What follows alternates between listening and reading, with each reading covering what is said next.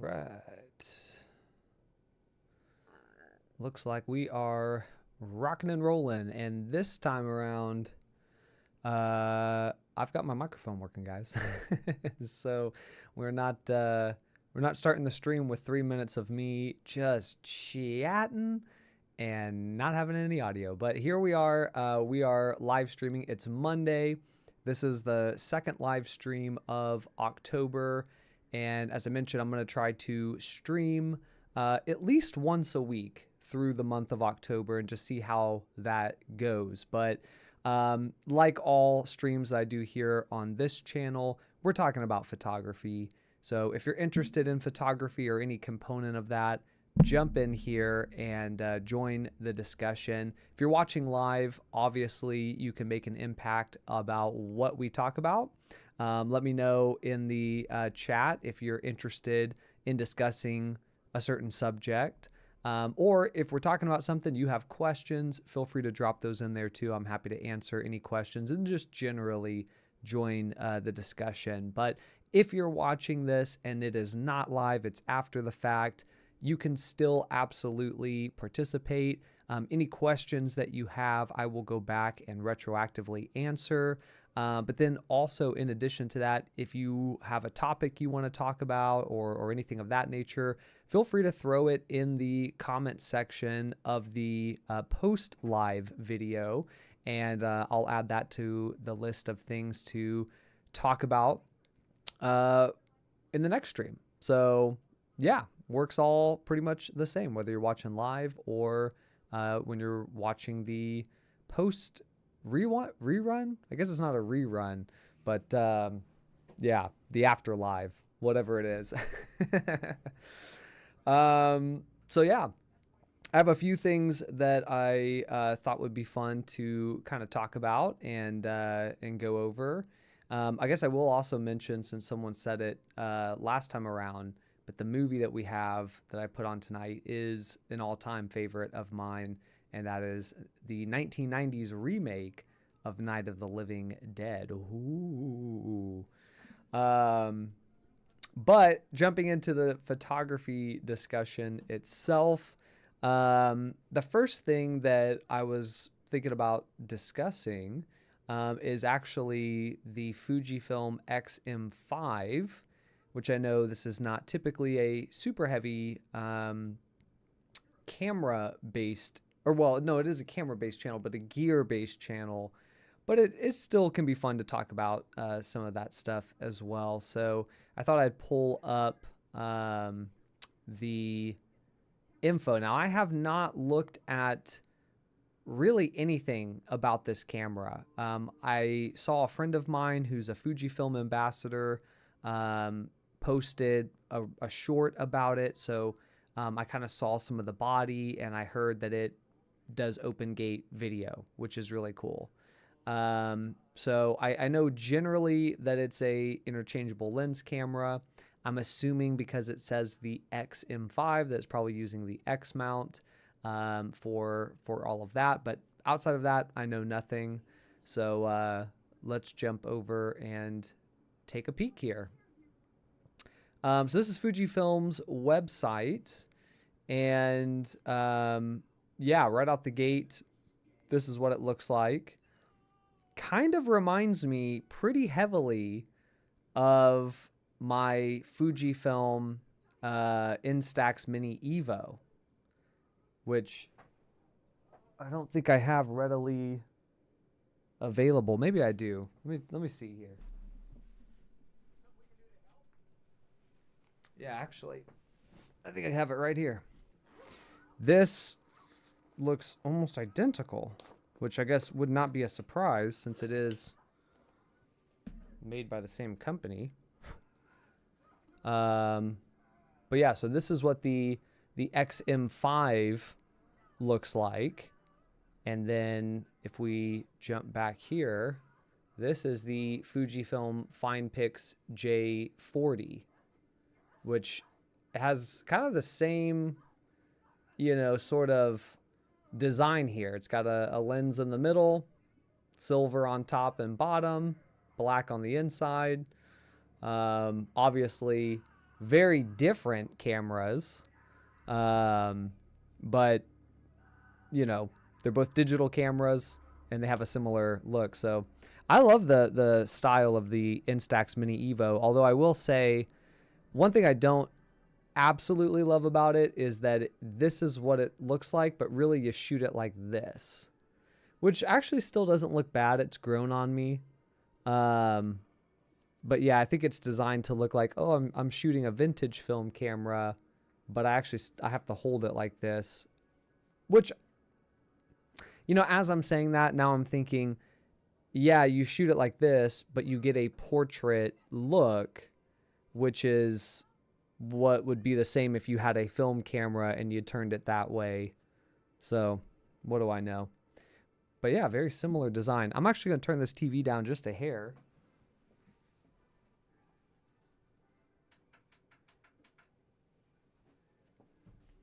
They scream a lot in this movie. If you've ever seen this movie, you'll know that they scream a ton, which, you know, that could be good or bad. I guess that just depends on, you know, what you're after. But I've shown it to a few friends. Some people love it. And then some people say, well, there was too much screaming. It was making me anxious. And I'm like, that is honestly a valid statement, because there is a ton of screaming, and I think for some folks that could probably be, you know, a little too much.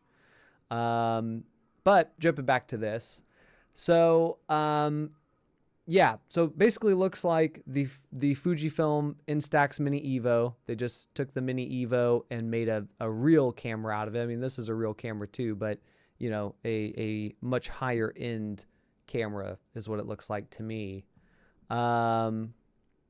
So I haven't looked at anything on this yet, so I'm just getting my initial take here. And you know, probably what I'm most interested in is really actually just going to be the specifications here. So let's jump over to that. Which, you know, I always say on this channel, the spec sheet is really, it's half there for you to make a right decision and to generally kind of know, like, does this piece of equipment have the tools that I need for what I'm looking for? But it is also very much a marketing tool as well. So looks like it's the 26 megapixel X processor 5. It's the X trans sensor. So this is a sensor. This is probably the same sensor they've used in a few different cameras. The most recent, I want to say, is the Fujifilm X-s20 has this same sensor, I believe. So that's probably why it's inheriting that open gate recording capability, because same sensor, same processor. So yeah, makes sense. Pretty much standard SD card. Looks like it can do a few different file format options, but probably natively it's going to be 14-bit RAW. It has JPEG for photos. And let's see, does it have... It has digital image stabilization. I might have missed the part where it said it had whether it had actual image stabilization or not. One thing I did not see on there I'm interested to know is if it had a viewfinder, because it looked like it did not just from the front. I guess we did. I don't know if we saw the back, but let's see. Electronic shutter. Oh, so I guess it does have. I'm jumping around here. No, we're still in the sort of photography portion here. It does have a hot shoe, so it is a working hot shoe. Cool. Kind of weird to potentially have. I mean, it'd be interesting if it's like a digital hot shoe like Canon has, right? You can actually have a audio interface with XLRs attach into the Canon hot shoe and digitally send that audio to the camera that route. But if it doesn't, if it's strictly just a flash hot shoe, that's a little interesting to me because I don't think there's a viewfinder on there.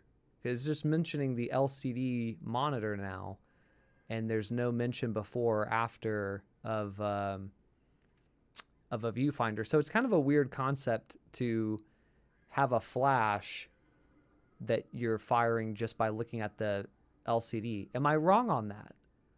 Is there anyone that feels like that's not weird? To me, it feels a little bit weird, but maybe it's not. I don't think I've ever done that before, other than potentially in some very limited specific cases where, you know, maybe I've gone in and remotely fired a flash. But generally speaking, I'm looking through the viewfinder, so I don't know. I could be wrong on that.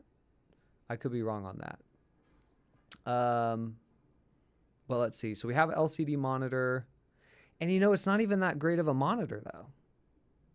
I mean, it's at least over 1 million dots, but that's like, a lot of people make fun of Sony for the LCDs that were like a 1 million dot LCD, and everyone was making fun of them for that because it was like every camera that they released had that same exact, you know, spot on it. Same exact, not same exact spot, but same exact, yeah, whatever it is I'm saying. But that's, I mean, interesting. Let's see. So what else? Okay, movie recording. So you don't have a viewfinder. Movie recording.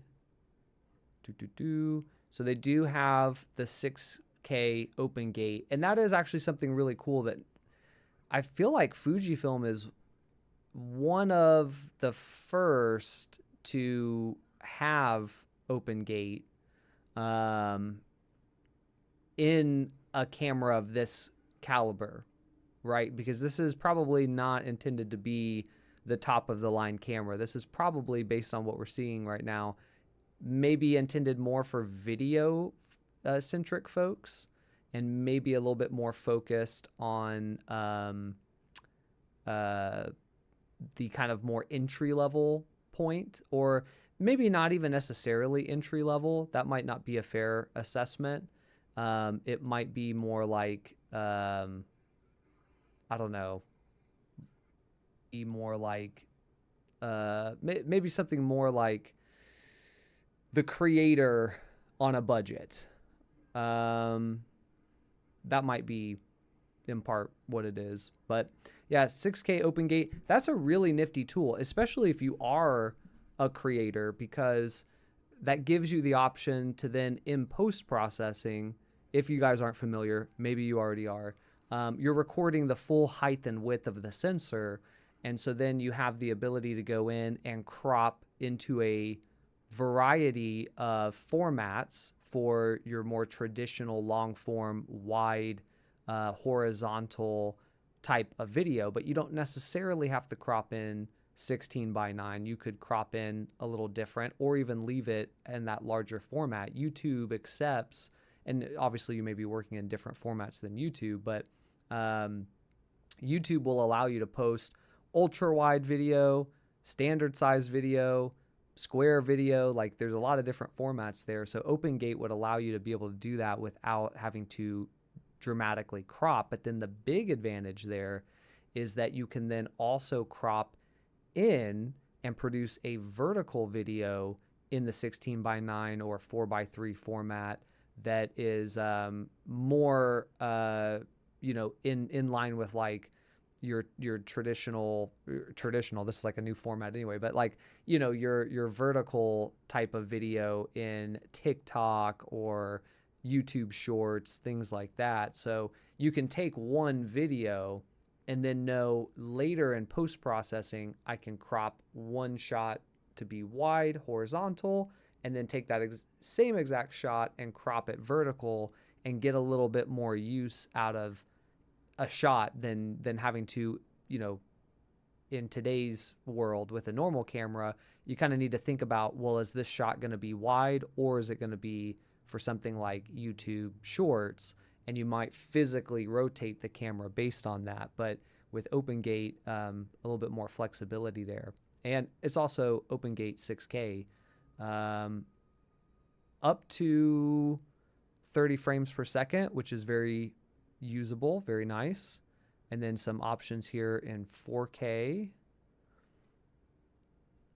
Oh, hey, how's it going? Welcome into the stream. Is this the Fujifilm X-m5? It is. I hadn't looked at it yet, so this is my first look at this particular camera. And I think I'm feeling like, I don't know if anyone has looked into this more than I have. I mean, this is the first moment that I've seen here, but it kind of feels like the XS20, but for video creators. So it's a little bit cheaper because they don't have some of those other components like the viewfinder. Because I heard this is around $1,000. I have no idea if that's true or not. But that would make it cheaper than the XS20 and still give it a lot of the same video functionality that the XS20 has.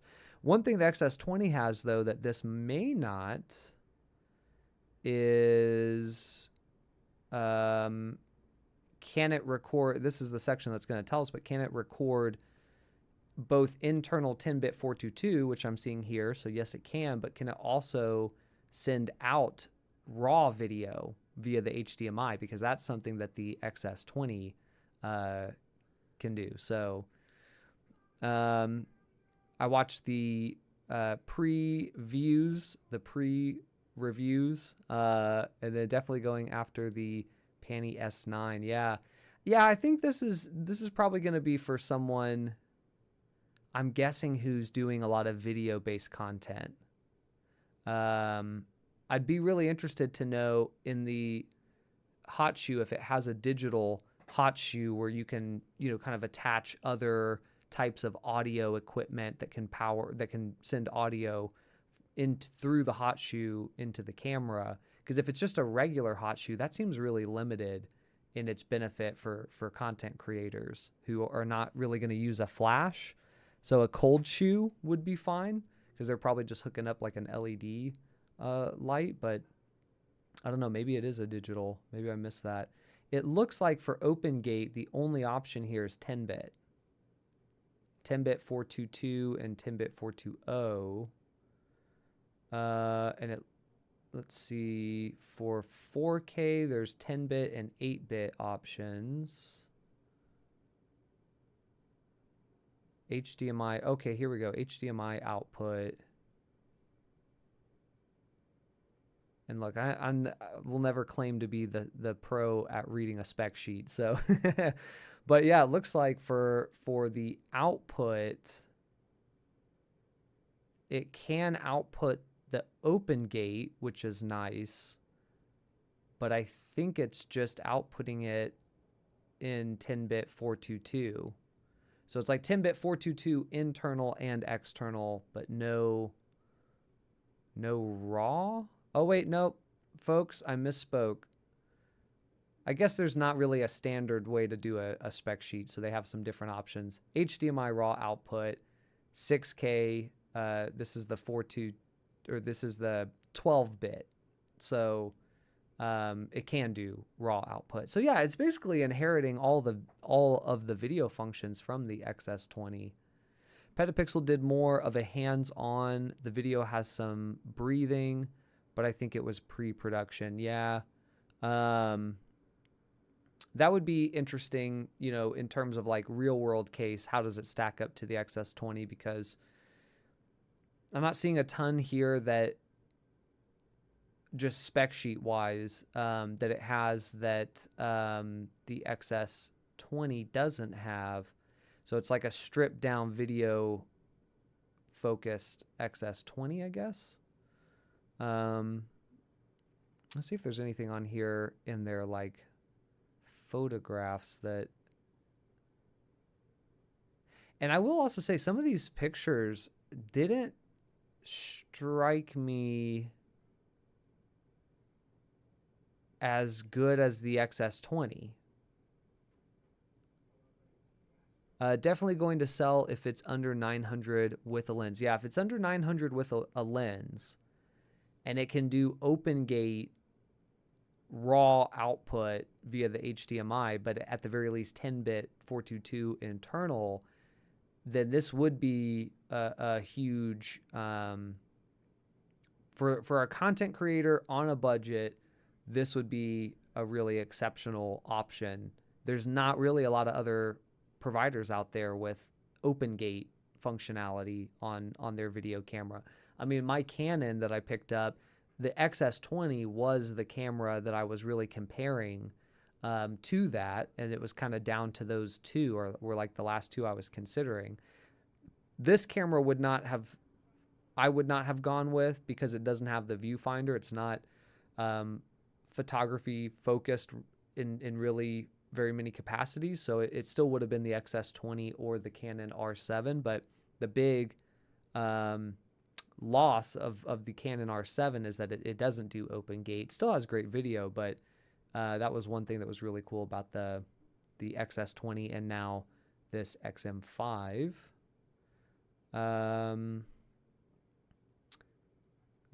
Talking about autofocus, would love to see how the autofocus is starting to stack up. I know there was an issue with autofocus more recently from Fujifilm, but I think they've made some pretty great strides in terms of autofocus, just generally speaking, ever since phase detect.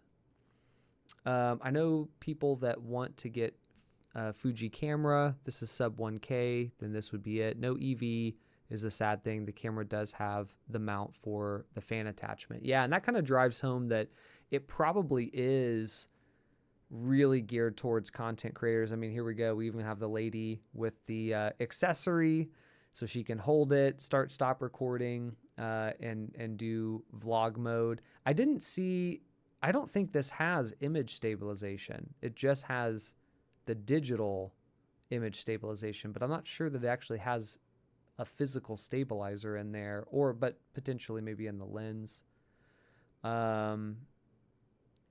But yeah, I think this could be, and that's the other thing I would really love to know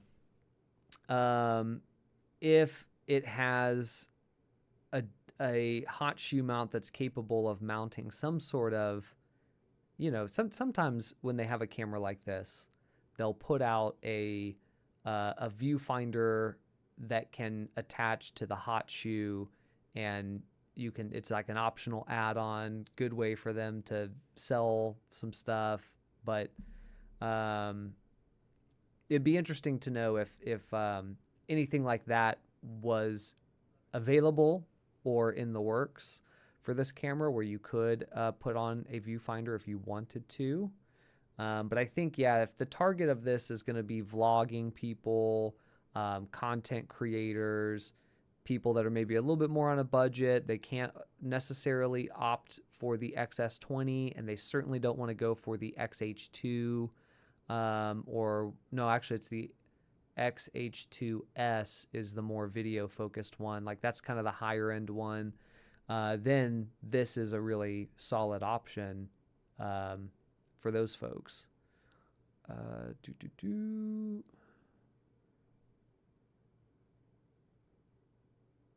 Yeah, I mean, yeah, there's the fan being utilized, which I think works on the XH2S and also the XS20. To me, I think I would probably go with the XS20 because I wouldn't really need the video features of the XH2S, but I also would prefer a viewfinder. So that's probably where I would go. But interesting little camera. I was saying before, it looks, I mean, if you go back to the body here, it's basically, it's the Instax Mini Evo all grown up. Because it's pretty much the same. It's like they made the Instax Mini Evo thinking of this camera, and then we're like, oh, let's go ahead and make that camera we were thinking of. But cool. I think that could actually be a solid camera for them, like especially for video type of stuff. Like this could be pretty competitive with some of the other offerings. Like Canon doesn't really have anything that would compete with this. And Nikon doesn't really either. I mean, Nikon, the closest thing, even cosmetically, is probably the, what is it, the F30, or I don't know how Nikon names their stuff. But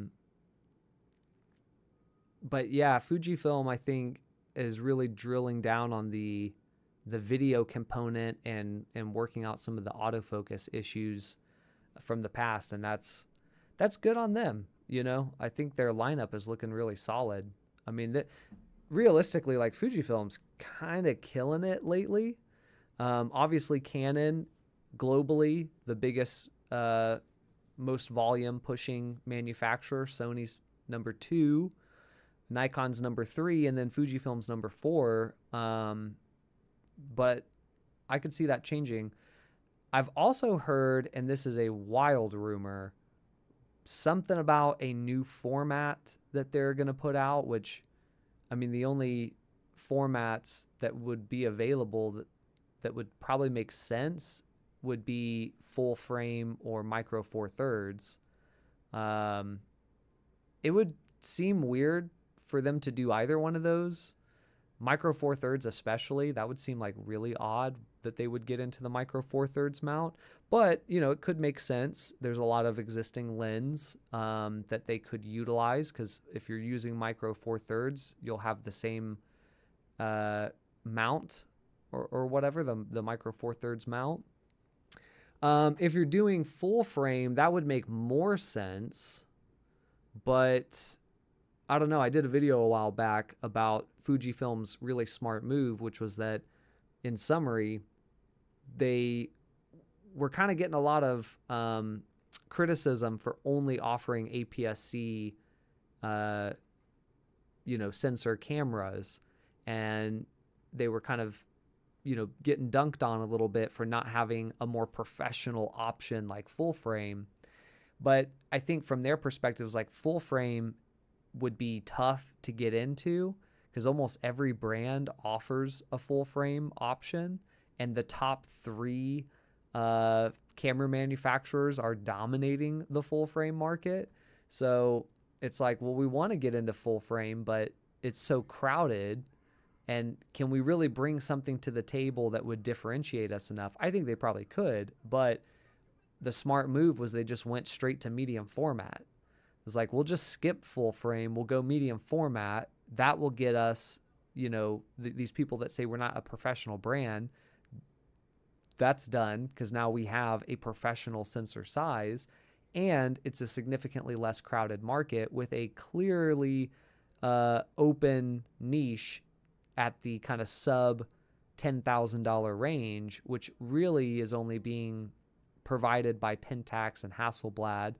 And Pentax hasn't put out a camera in the medium format sphere since 2017 or something like that. So I think Fujifilm made a really smart move there. But if they were to then go into full frame, I still think it would make sense, but it would seem weird. It'd seem like that would maybe eat at some of their other camera sales. And then it would leave you kind of wondering what would happen to the existing, crop sensor, lineup that they've built so much time into. It has electronic stable. Nice thing, it has a mechanical and electronic shutter. Yeah, that is nice. A lot of more recent cameras are going with the strictly electronic or like mostly electronic shutters. And it is nice to have a mechanical shutter. It's also nice to just have in the software menu an option to use the electronic shutter or the mechanical shutter or a combination of both.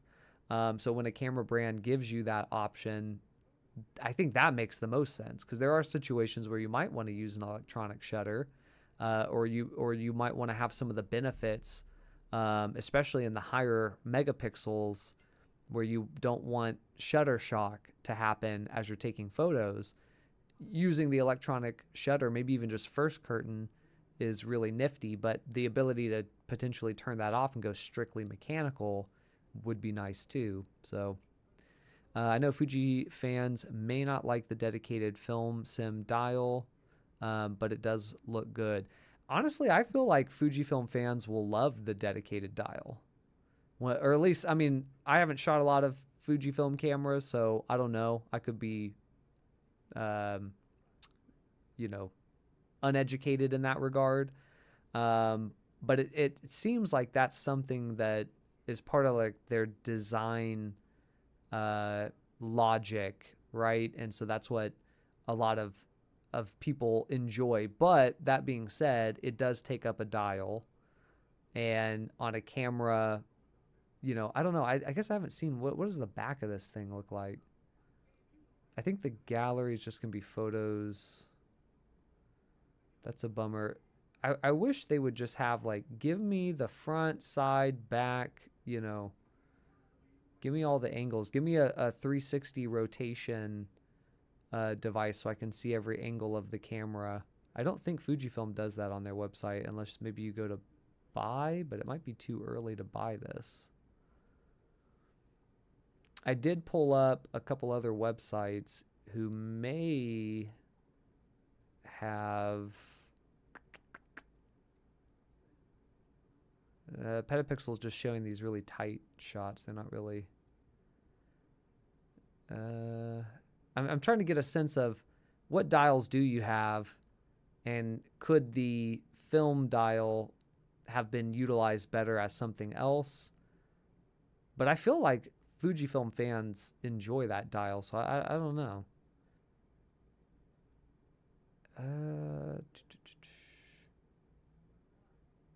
For a second, I thought that was this camera. I almost clicked on it.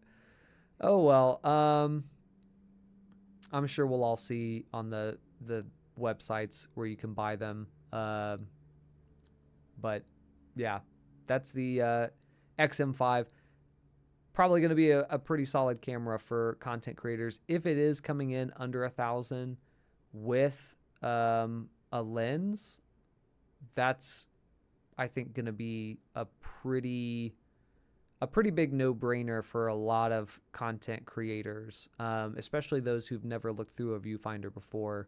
This is going to be perfect because it looks like it's inheriting all of the best features of the XS20, just in a more compact kit, and probably something that'll be a little easier to do, like a small rig or one of those. So, yeah.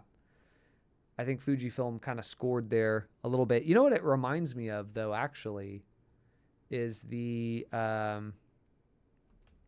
not necessarily for color, but like the Pentax Q7, Q10. Y'all remember those? These little guys? Yeah, see, this is a great one. Now we can see every angle of it. This is what I was hoping to find with the Fujifilm one. But yeah, it reminds me a lot of this. This little Pentax camera series that they used to have that was like really small. Now this had a way smaller sensor. It was like a 1-inch sensor or something like that.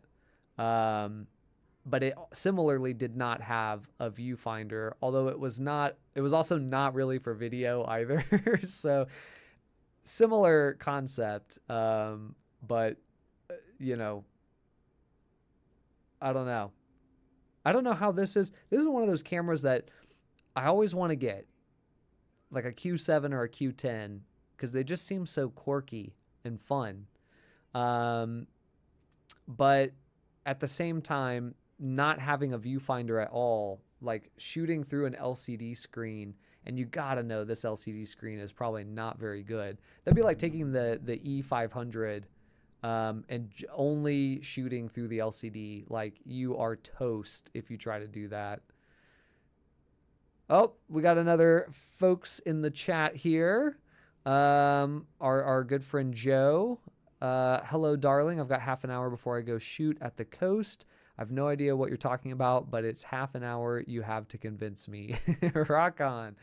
Yeah, we were talking about I was getting some initial looks at the X-m5 from Fujifilm, and just talking about how it looks a lot like my Instax instant film camera, which I think Fujifilm actually has quite a few that look like this. So that's probably not really that as hot a take as I think that it is.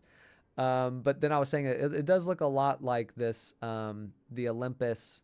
They had like so many different colors of this. And I think honestly, if I'm being honest with you guys right now, I don't know that I actually would like the Q7. I mean, I'm sure I would like it, but I don't know. I definitely don't need it. The primary reason I'm attracted to it is because it has interesting colors. Like every camera is black or silver, and here you have red, yellow.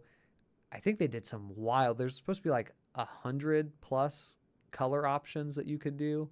So I think just the fact that it's like a yellow or a red camera makes me want to, own one, and less about whether it actually produces good images, which I'm sure it does. But it is a 1-inch sensor, I think. One of them smaller even. I have the original Q with 7 out of the 8 lens. Okay, so you've got virtually the whole kit.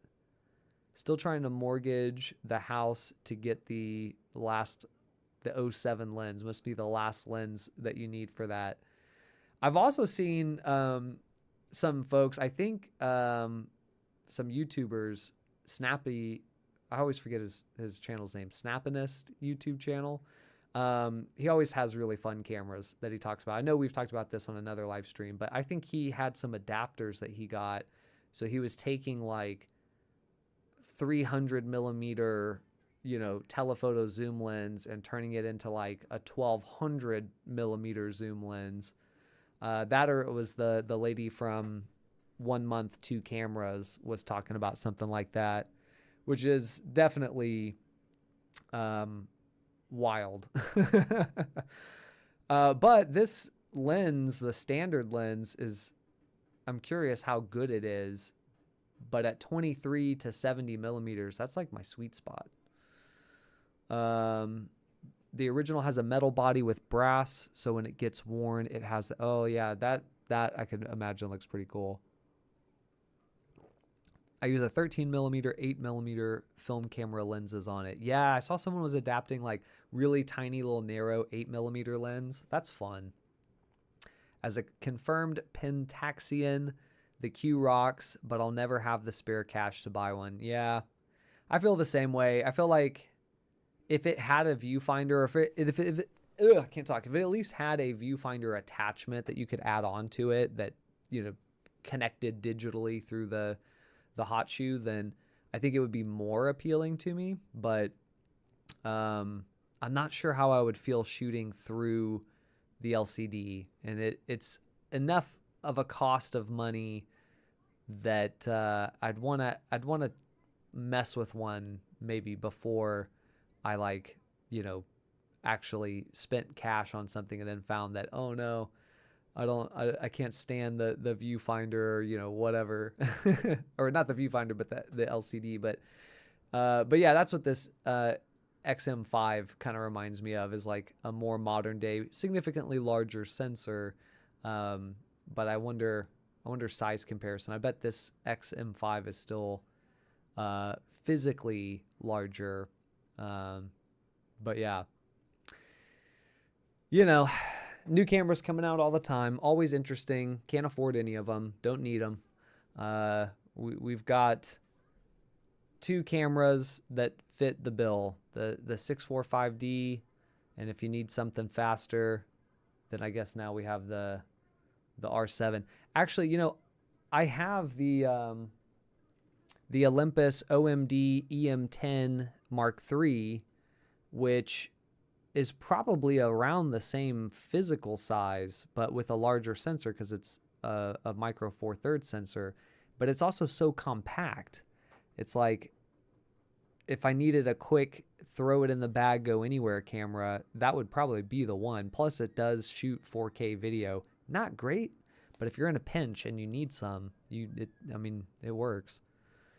I'm still waiting to go to a garage sale or something, and someone has a Pentax Q7, you know, or better yet, they've got a Mamiya.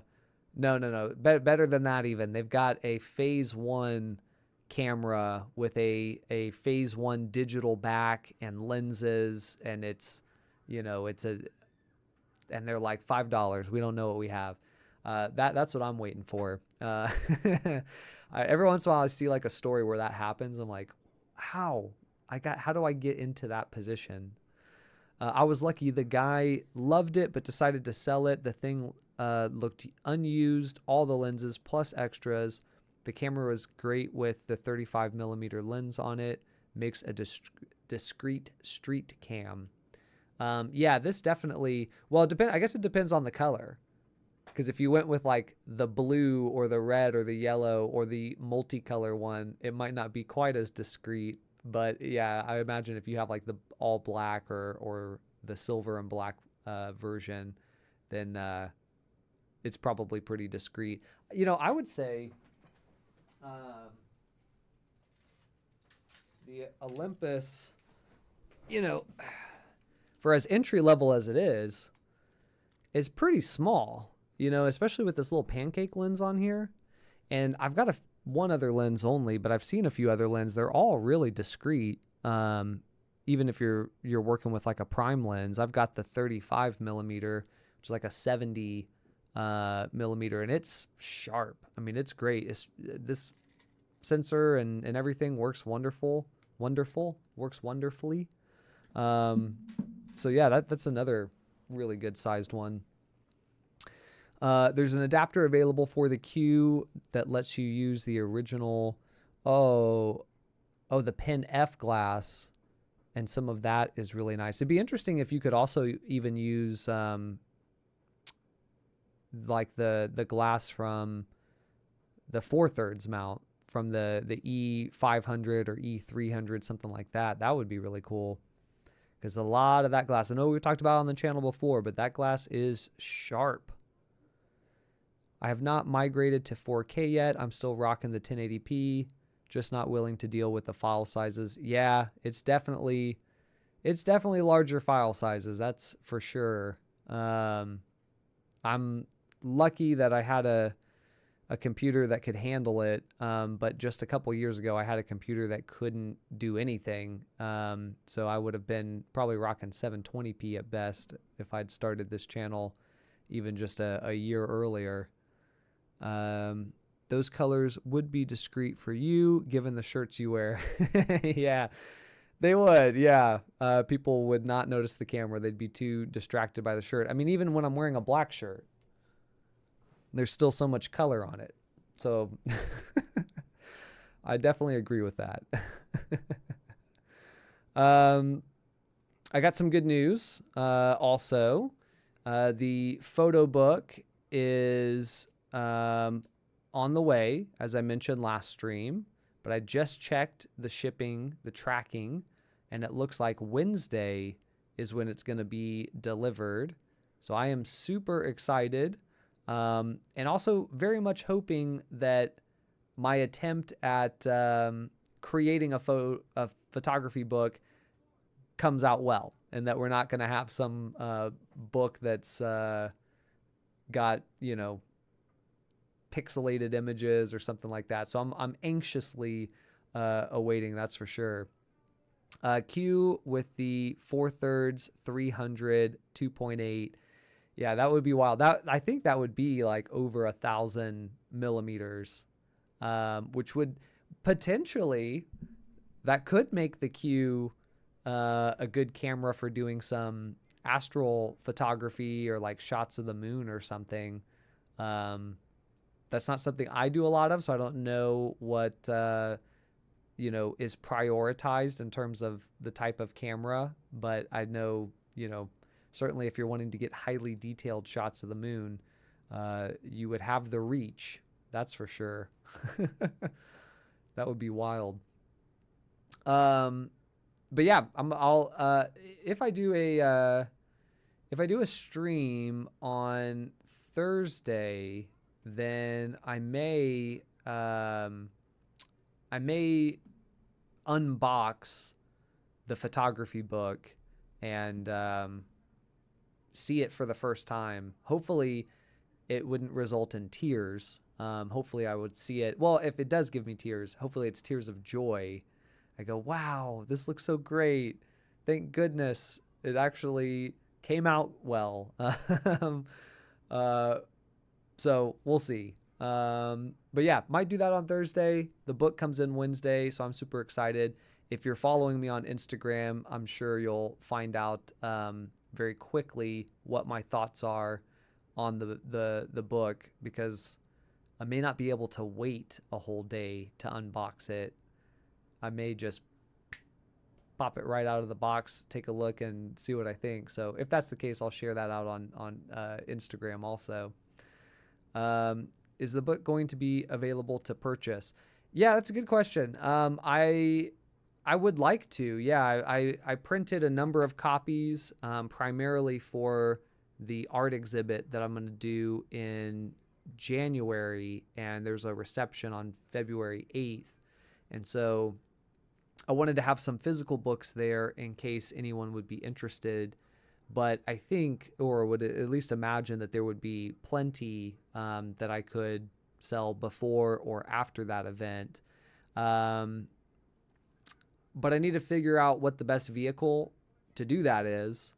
And the best vehicle may just be to like tell people like, hey, just shoot me a DM and tell me what your address is and I'll mail it out. 'Cause I don't actually have a, what do you call it? Like I don't have a shop on my website. It's like my website's just informational, and I don't know how much it costs to add in a shop, and I don't think I have the bandwidth to build out a shop. But I may need to ask a few friends like how they distributed their book. But I'm thinking just like, under the table style. Shouldn't say that in a recorded capacity, but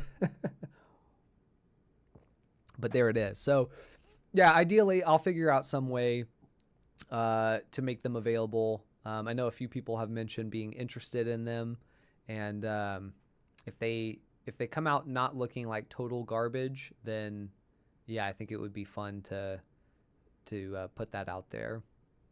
And thank you, I appreciate that. Yeah, I also wanted to talk about, as you can tell, it's Halloween. We got the Halloween episode going here, all month long, I guess, Halloween style streams. We've got this side, movie in the background.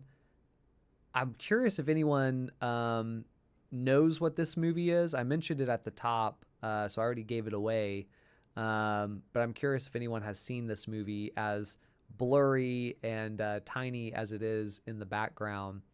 But I'll hold off on revealing that. We'll see if anybody makes a guess in the comments. It is a all-time favorite for me because this is a movie I saw before I knew that I was into scary films. Like, I didn't realize I would come home from school, loved watching Goosebumps, loved watching Are You Afraid of the Dark, loved Halloween episodes of my favorite TV shows. But I didn't really realize I was into scary stuff. Saw a few things that were way too scary for my age.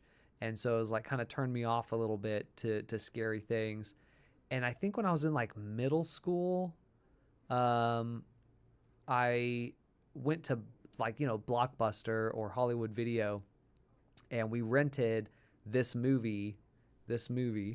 And my brother and I watched it, Home Alone, while my parents were out, and we just loved it. But it was like the perfect spooky vibes, like the weather, it was starting to turn a little cold out. We watched it as like the sun was setting. So by the time it starts to really get scary, it was dark outside. And in this movie, the sun sets in the very beginning of the movie. And so it's like the sun was setting outside as in the movie the sun is setting. So anyway, it was just like a really good memory for my brother and I. And ever since then, this has been like one of my all-time favorites. But it's a cult film. I wouldn't even know if it's a cult classic. I never hear people talk about this movie. So I think its cult following is still too small to be known. But that being said, I am a bit curious what everybody's kind of maybe favorite movie of 2024 from a cinematic or like really from a photography standpoint. Is it a zombie film? It is a zombie film. Yes. And it is I don't know what to say to not give it away, but yeah, okay. I'll say for now, it is a zombie film. But yeah, I am curious what everyone's favorite films from 2024. What is your favorite film from a photography standpoint? Like a good example of that is a lot of people will say like, oh, a Wes Anderson movie is like a photographer's, movie. So along those lines, doesn't have to have the Wes Anderson look, right? It could be really dark or, whatever. But I actually pulled up a list here. I was kind of trying to go back and think of all the movies that I watched this year. I think two that probably stand out to me, not having like looked at this entire list, but I think the probably would be either. Now, actually, did Iron Claw come out this year? Because I watched that this year, but I don't know if it actually came out this year. That one was really cool. I think Cuckoo. I don't know if anyone's seen this. This is like a scary movie. Came out a few months ago. It just finished its run in the theater like maybe a month or two ago. And it was a little bit not divisive, but like I think not everyone loved it. It was like hyped, and then it wasn't, maybe as well received. I loved it. Oh, there is Alien Romulus though. So there's Cuckoo. Cuckoo, like cinematically from a photographer standpoint, there were a lot of really iconic, I feel like, shots, and the use of the color palette really worked for that movie. Alien Romulus is another one because they did physically build a lot of those sets. And so I've seen a few stills photographs from that I'm like, okay, that's pretty photography focused, and I love it. There was also a movie way earlier in the year. Oh, you know what? I don't know if this counts as a photography reason, but there was a movie called Lisa Frankenstein, like at the beginning of this year, that went all out on the 80s kind of set design, but the interior shots of the house that this girl Lisa lives in is like, from a color standpoint and just also an aesthetic standpoint, is just like literally mouth-watering. That might be, I don't know if there were any shots though where like the shot composition was really appealing from a photographer's standpoint. I will say from a color palette and kind of color standpoint, it was pretty incredible. But I have a feeling that Cuckoo was maybe more cinematic. Let's see. Let's jump over here real quick. Okay, not sure how easy all of this is to see, but this is broken down by month, it looks like.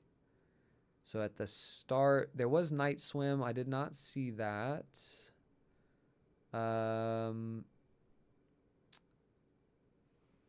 I think in February is where Lisa Frankenstein was. Yeah, Lisa Frankenstein, which this poster, oh my God, so tiny. It did not get any larger. Anyway, that poster is a good example. I wonder if we can get a still of Lisa Frankenstein. Lisa Frankenstein. You guys can see what I'm talking about as far as the house goes. I might have to type in house. This is going to also send me on a rant where I start complaining about how the internet, you can't find things that you're looking for anymore on the internet. Obviously, I'm typing in Lisa Frankenstein. It's giving us Lisa Frankenstein. But if I type in house, I mean, okay, no. That's not the shot we're looking for. It's definitely like a teen kind of film for sure. I mean, it's got Cole Sprouse in it. This is kind of a good example of like the color palette. If we can get this to load, this unknown weird website that will just pull up. Oh, and it's in German. It did not give us the photo that we were looking for. Okay, that's fun. What if we jump back and we just open this in a new tab? There we go. Yeah, I mean, like, okay, this is kind of the vibes. The living room had a lot more like crazy color, but you have like this green, couple different like 80s green in the background here, and then you have similar kind of blue color that was also like super popular in the 80s, and then you get this pop of her with her skin tones and this red dress, and then the blush kind of matches the blush of this can, but it's like you have a few different dramatic colors here, but they fit within that same sort of palette. Very saturated, and this is like a lesser saturated shot than that movie. I mean, I typed in house, but it didn't do anything. Maybe if we type in living room. Anyway, from that standpoint, this was a good one for me. Living room. Whoops. Yeah, I guess not.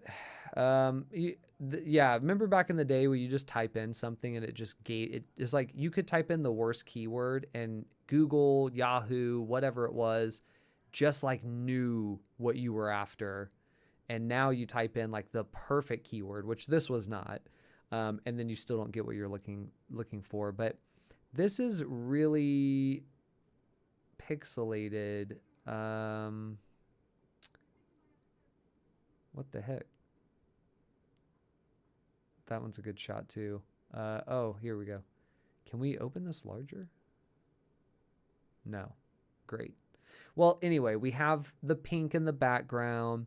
We have a lot of like pinks and green. So we have like these green accents.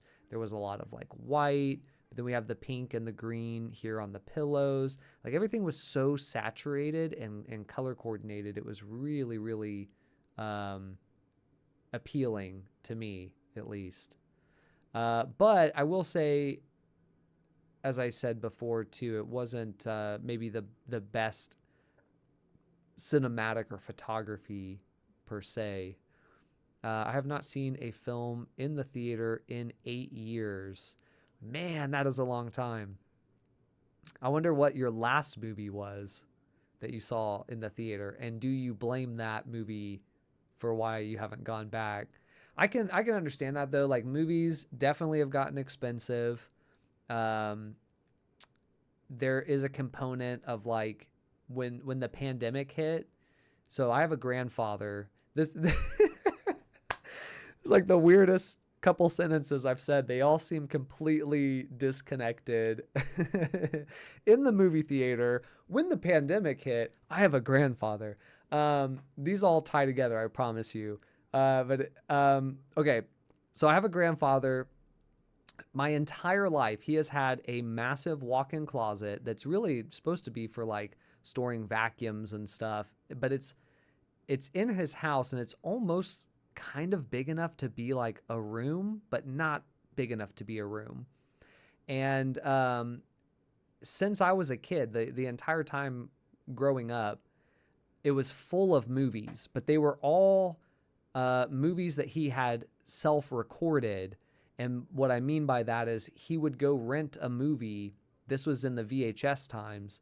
He'd go rent a movie at Blockbuster, bring it home, and use a you know, VHS recorder setup or something to duplicate the video onto a blank VHS. And then he would write, the title and everything and store it. And so every time he rented a movie, he made a copy of that movie for himself. And he would do all of his favorites from when he was a kid, but he would also do all the new releases.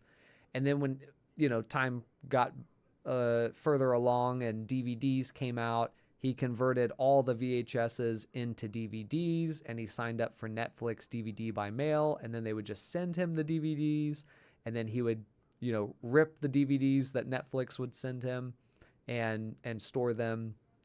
And so he has all these like jewel case DVDs, and he'll like print out the cover art, and he'll put some, information on the back, things like runtime and year it came out and actors and stuff like that.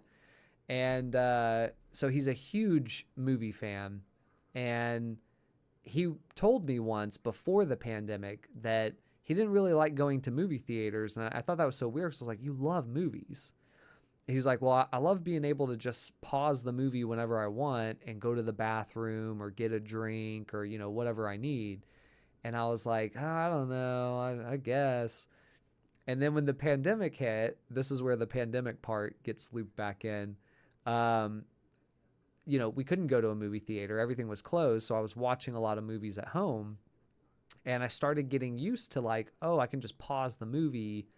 And I have ADHD, so I'll go do about a million things. I'll go wash dishes and then start the movie back and then pause it again and go use the restroom and then start the movie again and then go get a drink. And so I got really used to that. And when I finally did start going to the movie theaters again, I'll never forget the first movie I went and saw, which I forgot what the movie was, but I won't forget the realization, kind of the feeling of like, oh, I can't just pause this thing whenever I want. I have to sit here and watch this entire movie, or I have to get up and go use the restroom and miss a part.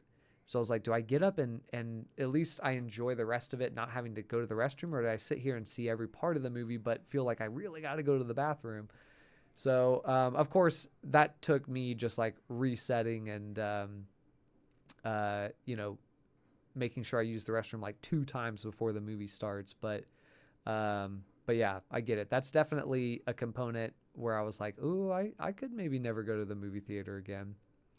I'm old school. I've been watching old 1920s German Impressionist films, Nosferatu, which I think are they not coming out with a brand new Nosferatu? Am I thinking of the wrong movie? I might be, but I think they are. The Cabinet of Dr. Calgary, and a lot of George, I don't know how to pronounce that last name.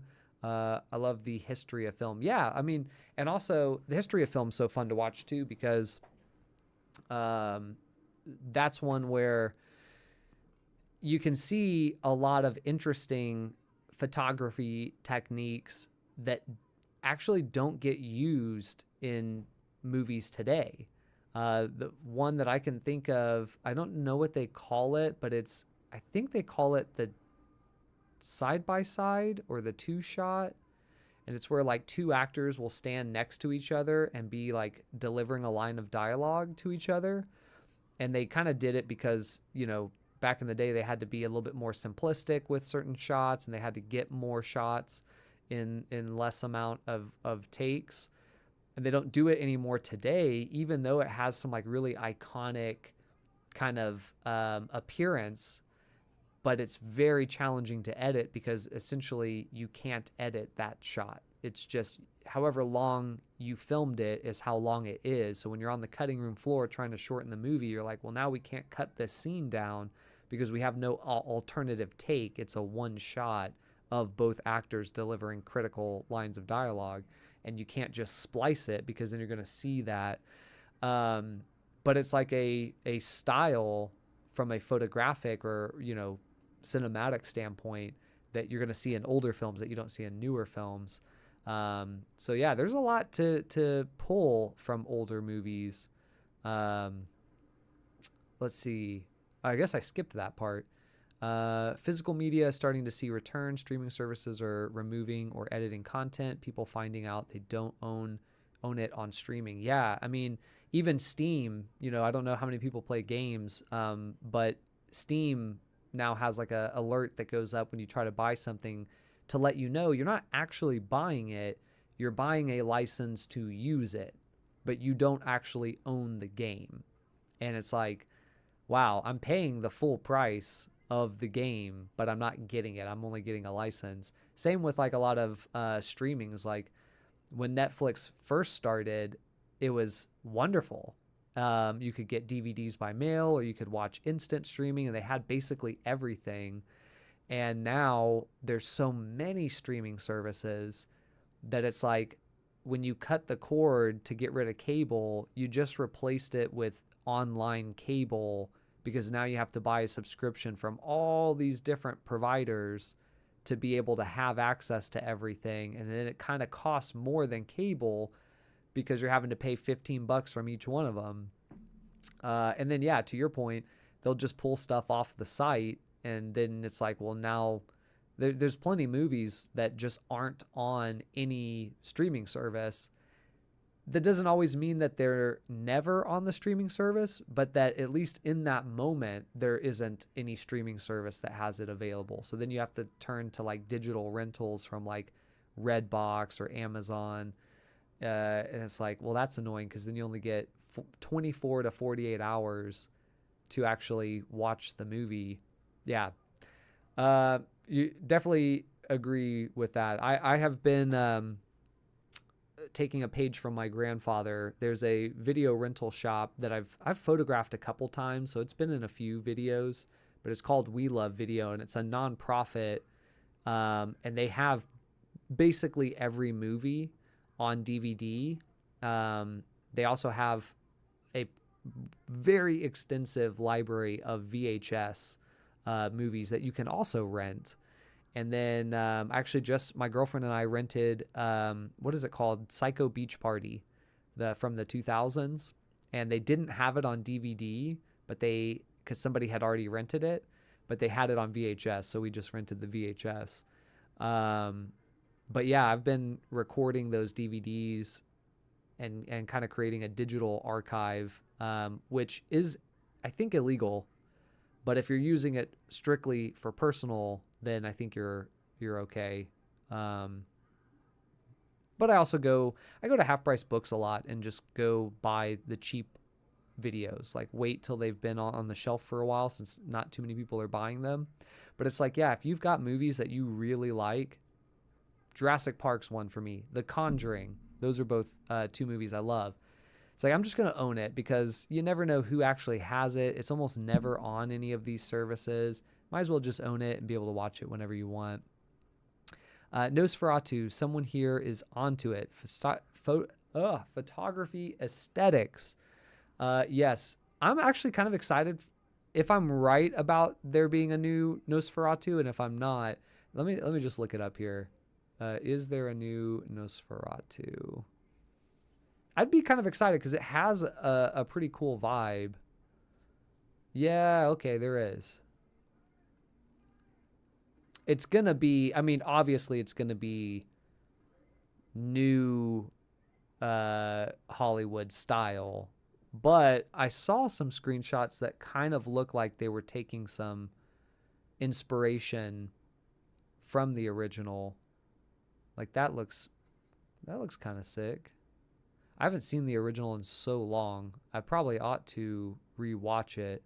I wonder if they actually have Nosferatu. There's like a Willem Dafoe's in it. I love Willem Dafoe. Does he not seem like he has the most fun in every movie he's in? He seems like he's always just having the time of his life. Case in point. Literally case in point. Here he is having the time of his life. And this is actually a pretty solid shot, to be honest, from a photography standpoint. I actually am enjoying that.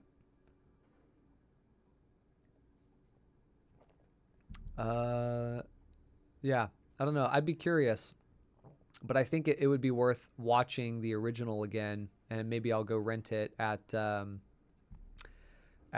We Love Video and watch it. Let's see. What a list. Great to see. Tarkovsky, Stalker. Yep. Last movie I watched in the cinema was The Martian. The one with, what is his name? Matt Damon, right? The Martian has Matt Damon in it. That one's a while back. I read the book and then went and saw the movie, and I thought that was a good example. Like, the book was better, but the movie was really good. DVDs and Blu-rays selling at my local thrift shop for $2 to $5. Oh, they raised the price on them? They're $10 and up now? Damn, dude. Yeah, there's a few thrift shops that will occasionally have DVDs, Blu-rays, and they will typically be fairly cheap.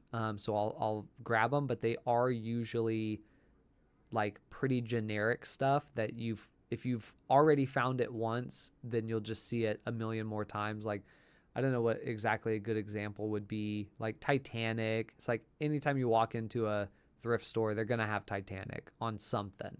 VHS, DVD, Blu-ray, something, so it's like good price, but if you've got it, you've already got it. So half price books can be okay. Sometimes, I don't know how they price stuff, but sometimes they'll be asking like $10, $20 for something, and you're like, why? And if they have 2 copies, there'll be one for $6, and you're like, I'll just get the one for $6. This makes no sense. Contemporary everything leans heavily on tech rather than on craft. Craft is the human element present in the moment of creation. It's what I look for in media. Yeah, and going off that, you didn't say this, but I'll say it, which is that AI, I kind of harped on this last stream too, but AI is increasingly the new CGI. Like everyone always hates CGI. I think it can be, these days, it's gotten to where it's good enough that it can be deployed in certain circumstances and still be a positive for the film. Now, you talk about superhero movies like Marvel, where literally everything is CGI, and it's like, okay, this is just an animated film at this point. But in a normal movie, like in a horror movie or something, sometimes they can really carefully deploy that CGI where it's not pulling you out of the movie, but rather enhancing the movie.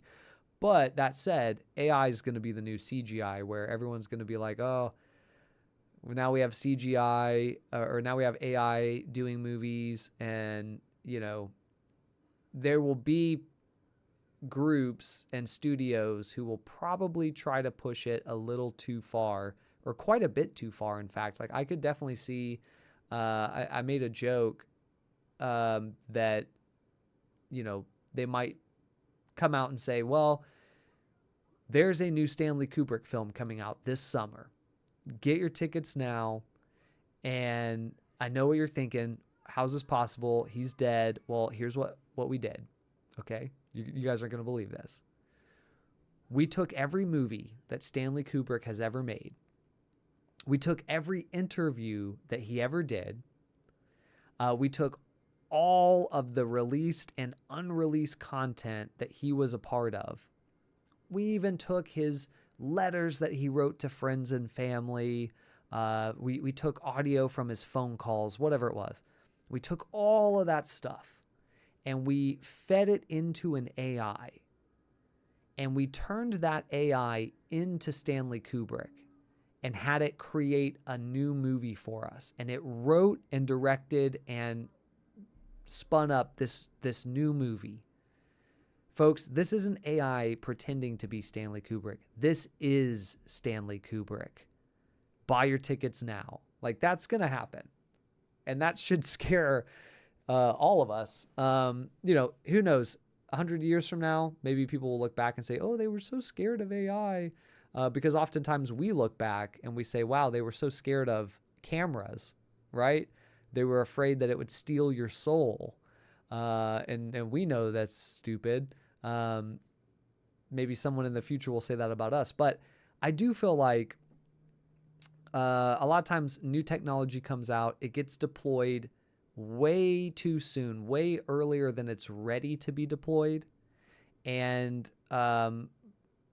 in a way that isn't really convincing, and also maybe kind of messes up the industry a bit. And that's AI for sure in this case. Maybe not this year, maybe not next year, even though AI is already being used in movies that have released this year and which will release next year. But like a fully AI made movie is not that far away. And I would not be surprised to find, studios or marketing agencies try to spin an AI Stanley Kubrick movie as it's just a Stanley Kubrick movie, So, we'll see what happens. But I think AI should generally stay out of the art of creating art. So what can you say? Let's see. The 1920s film. Then there was one in 1979 too. There is a beautiful 4K Nosferatu on YouTube for free. Interesting. Well, that may be something I'll watch tonight. Or maybe my girlfriend and I are really into watching movies, especially scary movies. So maybe that's one that I can download on YouTube and play. That would be fun. The Martian, the book 2, rare occasion where both stand the test well. They really did. Usually when a book and a movie does well, it's because they take things in a slightly different way, but it works in both ways. A good example, since we're talking about Stanley Kubrick, is actually the movie The Shining and the book The Shining. They're fairly different. They start off a lot more similar, but they increasingly branch further apart, and then the endings are completely different between the book and the movie, and that's a big reason why famously Stephen King hated the movie and never wanted to work with Stanley Kubrick again, and hated it so much that he actually went through the process of getting a new movie made that was much closer to his vision, and some debate about issues with that second movie, because it was kind of like almost made for TV kind of movie, but yeah, both are great. Like, the book is amazing, the movie is amazing.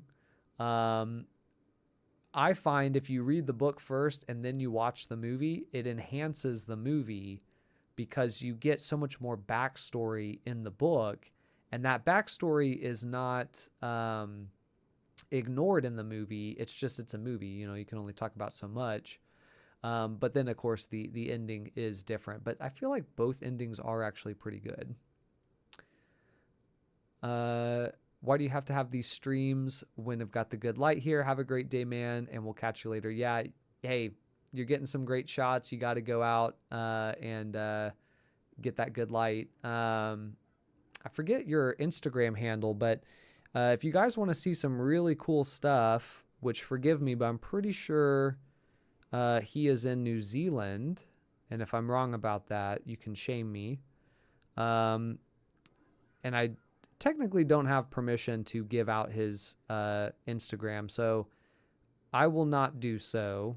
But I will say that, Joe, if you want to give out your own Instagram, feel free to do so. I am following his Instagram, so maybe you'll be able to find it on your own without me giving it away. But I would imagine he wouldn't mind necessarily folks finding it and liking it. But a lot of really cool shots. Shoots on 4/3 cameras. I think there's more than one, but I think the E1 is one that he shoots on a lot.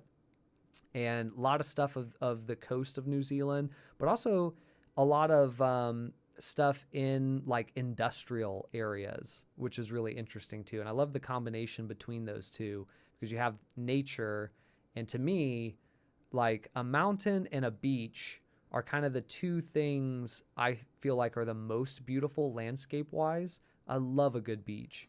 But that's like nature. And then you have human invention within the industrial stuff. That's my view of it. But yeah, he can drop his Instagram info here, or you guys can maybe hunt it down via my followers or following list.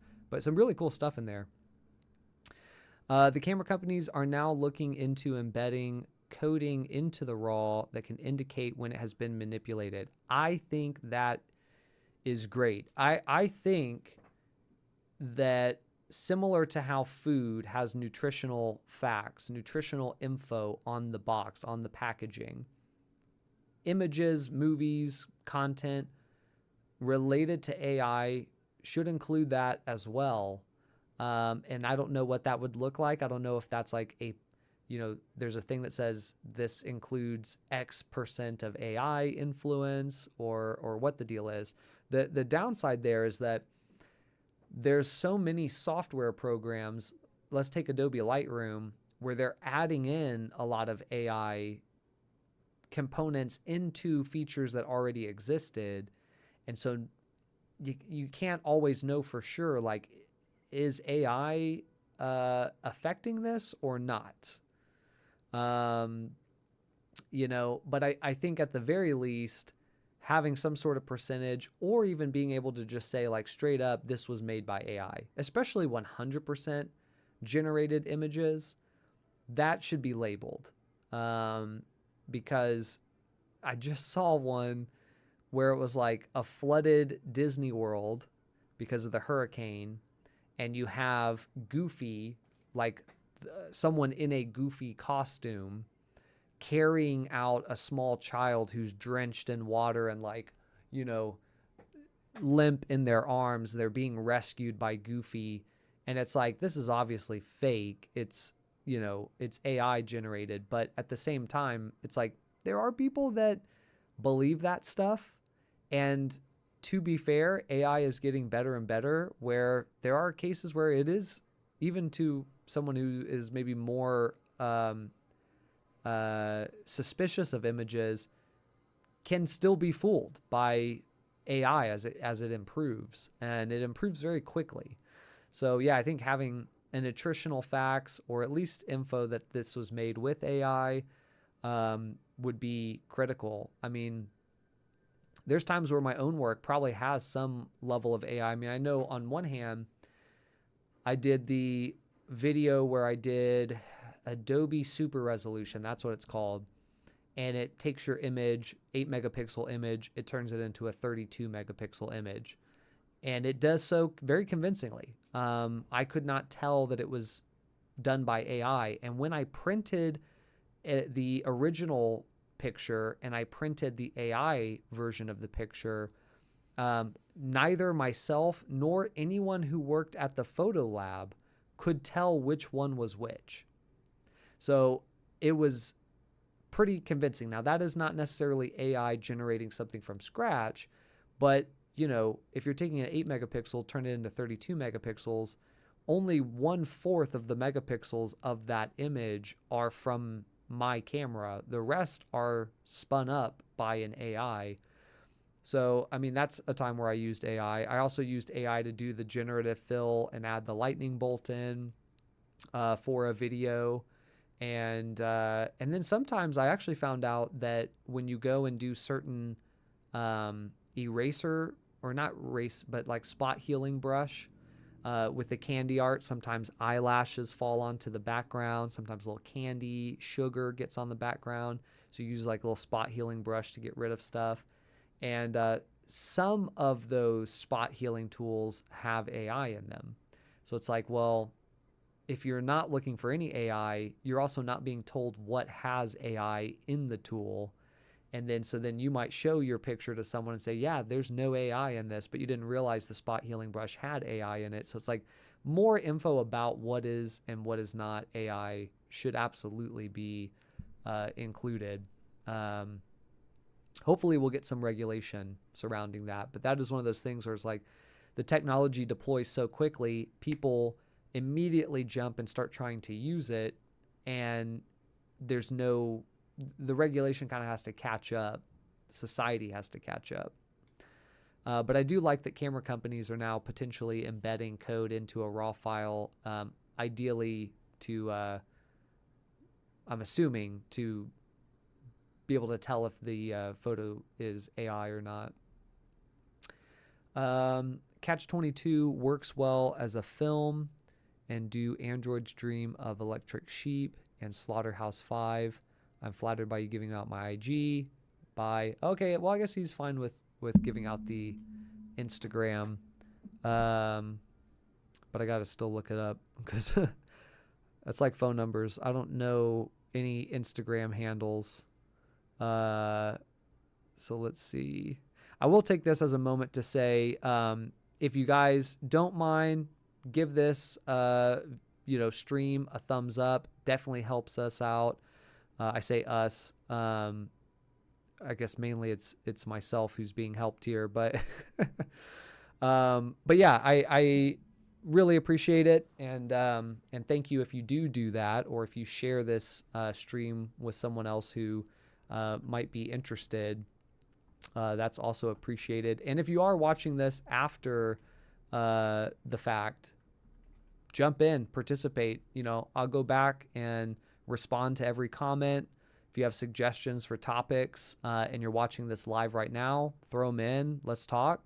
But even if you're watching it after the fact, then, throw those in as well, because they could be the topic of the next stream, or they could be a question that I'll answer then.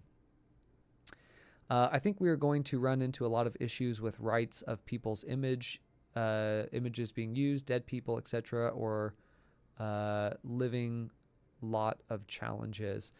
Yeah, I mean, honestly, already we're there, but to your point, it'll become more of an issue, because we'll have, why, if AI gets good enough, why pay this director? Why pay, we mentioned him before, and now I've forgotten his name. Oh gosh, he's the director I used as my very first example, not Stanley Kubrick, but Wes Anderson. Wes Anderson's still alive. I made the example of Stanley Kubrick. He's dead. Now we're using AI to sort of bring him back and make a new movie. But what about Wes Anderson? Why pay Wes Anderson to make a movie when you could just feed all of his movies and all of his style into an AI, and then just have an AI generate a movie that looks like a Wes Anderson film, right? That would be obviously an issue. Now, that can already happen. You can just hire a different director than Wes Anderson and just tell them to carbon copy Wes Anderson. And, maybe they do that if they're comfortable being a copycat. But I think it becomes a lot easier with AI, because you don't need anyone else's help. You don't need anyone else to, get involved. You just spin it up in an AI. The AI is not going to say no. It can't. And I think then there's also the issue of, well, did Wes Anderson give permission for his content to be ingested by an AI? Already Adobe's doing stuff like that. A lot of different brands where they're just feeding your content into their AI, and you're not being paid for that. I'll never forget, there was some kind of music software that was powered by an AI, and they're like, oh, you can use this AI to create music. And someone was like, have you used copyrighted works to train this AI? And they're like, no, we didn't. And so then they basically have the AI spin up a Beatles song, and it's not a song that actually exists, but it sounds like carbon copy Beatles. And it's like, they eventually had to reveal that they did in fact feed it Beatles music to train it, and that's why it's capable of generating Beatles music. So it's like, yeah, you didn't pay for the rights to do that. That shouldn't be possible. You shouldn't be able to just feed someone else's copyrighted works into your program and then have that create stuff that sounds identical to it. and make money off of that, you know, like, so that's an issue. I think another issue we just talked about, we were talking about some of our films that we've seen. I mentioned Alien Romulus as a film this year that had a lot of cinematic or photographic elements to it that I enjoyed. And in that movie, this is a bit of a spoiler. So if you're really head set or dead set on seeing Alien Romulus and you haven't yet seen it and you don't want a spoiler, mute this right now and I'll just give you a thumbs up when I'm done talking about it. But in that movie, you know, the original movie, they had Ian Holm or something, I think is his name.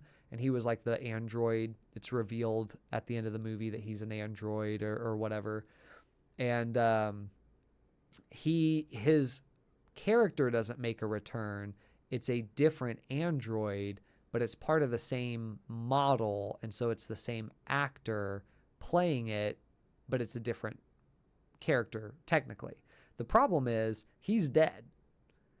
So it wasn't him.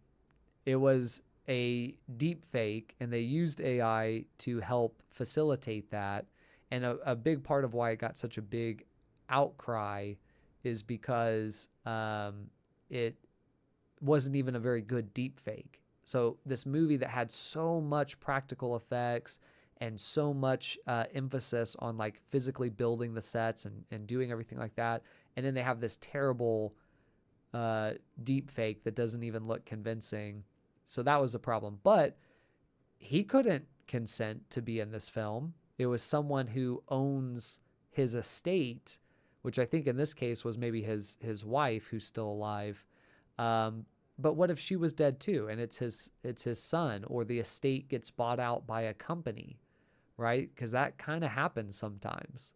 Then they can just start slapping his face on anything, and he's not there to disagree with that. So yeah, I totally agree. There are some issues with AI specifically that have existed in the past in other capacities, but AI really brings them to the forefront because people feeding stuff into AIs that they don't have the rights to use, or using AI to generate stuff that is copyright. So and then there's your thumbs up to let you know that we are done talking about the spoiler. So you are good to rejoin. I'm a graphic designer. A part of me is like throw in the towel. If I can I can't talk at this point. But I know this has happened before when computers were first being used. There is a reaction, then a pullback. Absolutely. What happens? AI comes out. They release it. It's a new technology. It does something maybe very different. Everyone starts picking it up and using it. Very quickly, we find that it sucks. It's not ready to be used on a wide scale. I know when AI first came out, I was like, whoa, this is so cool. And I tried using it to like write it was like a short film, basically.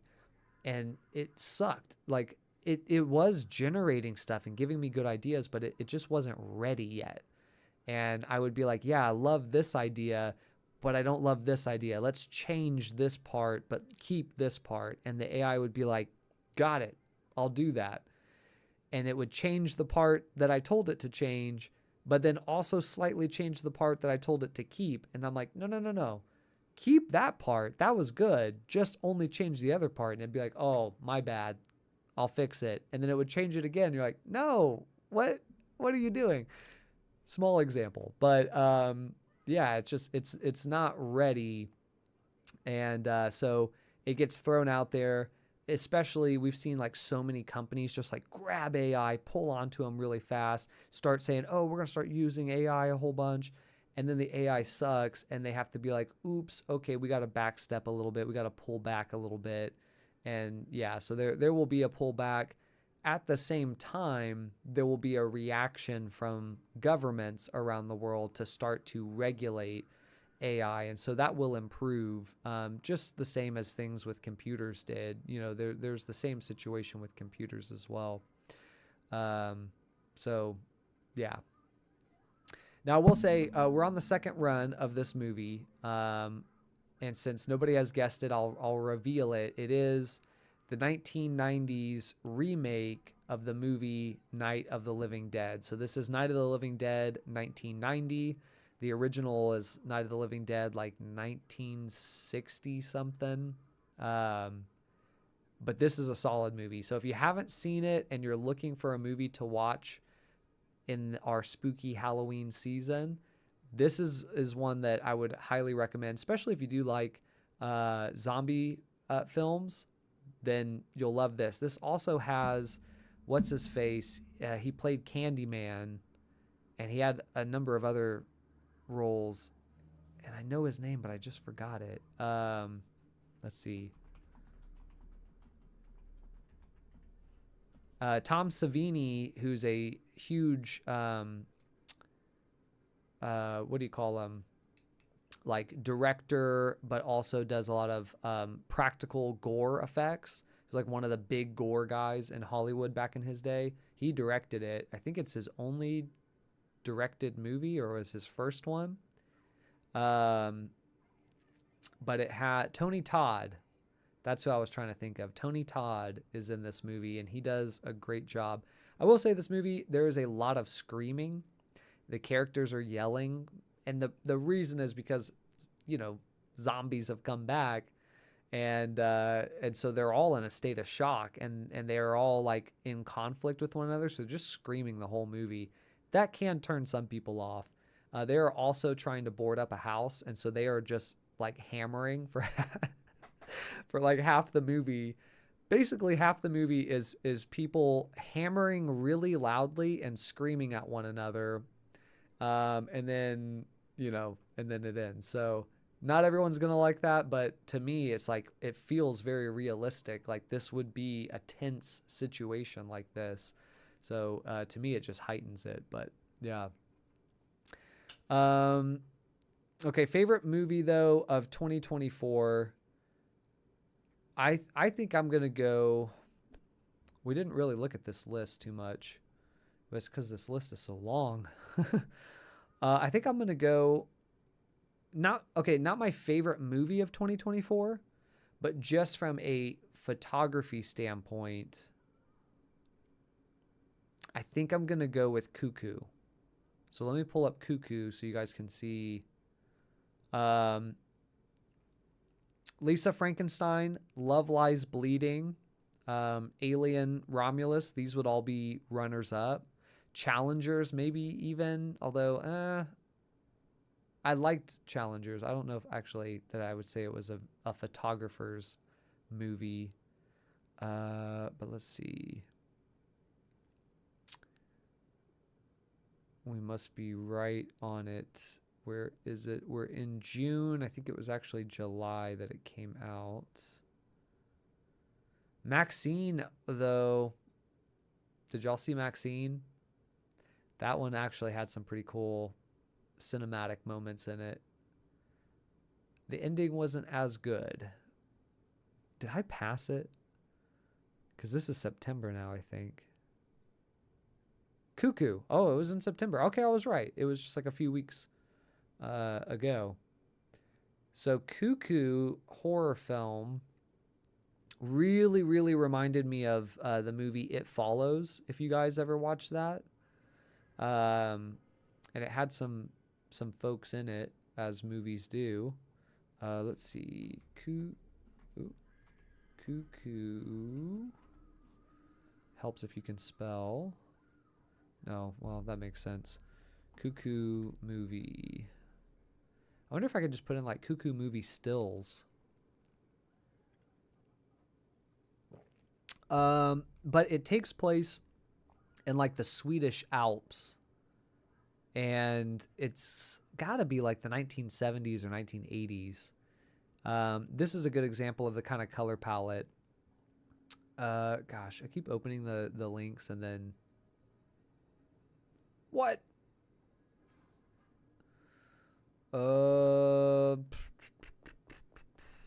Can you just open the image in a new tab? There we go. Well, now it's too small. Well, that didn't help. But yeah, you can kind of see this color palette. A lot of like a green and brown, a lot of earth tones, blues, greens, browns, tans, really make up this movie. But yeah, we're not getting very many cuckoo. I'm gonna put cuckoo movie stills. But I would say this was the most, to me, this was the most photography.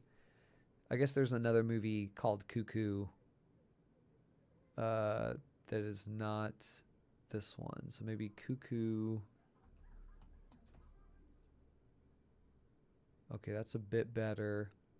They had some great shots of like the outdoors, a lot of wood paneled types of buildings.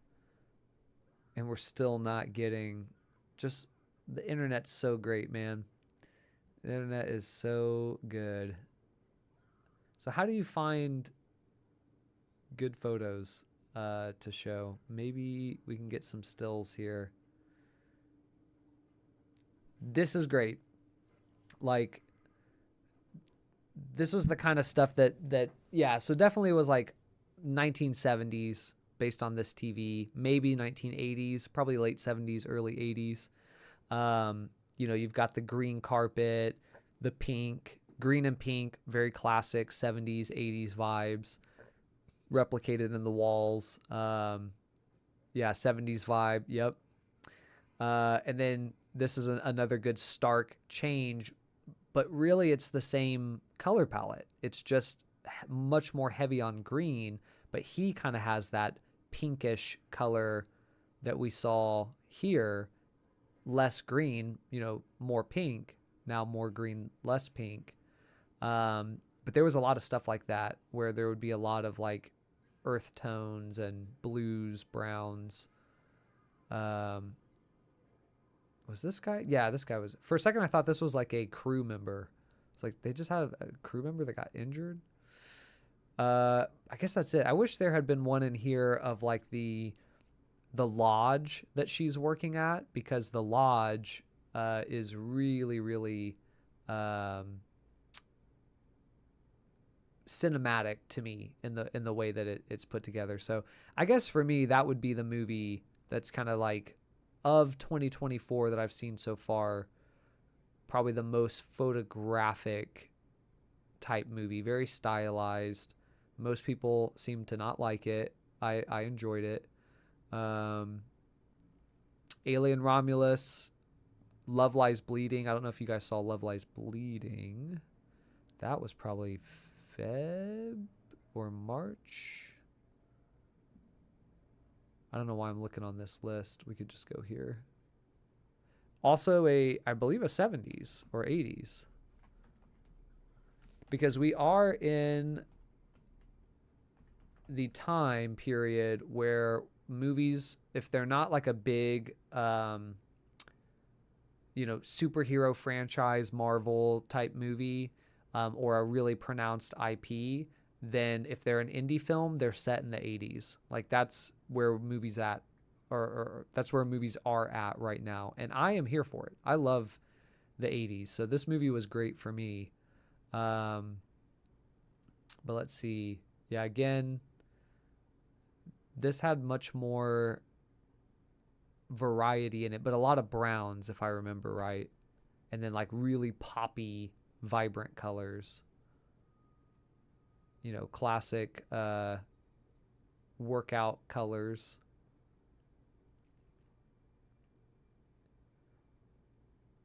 Yeah, they spent a lot of time in this gym, which was really cool. What the heck?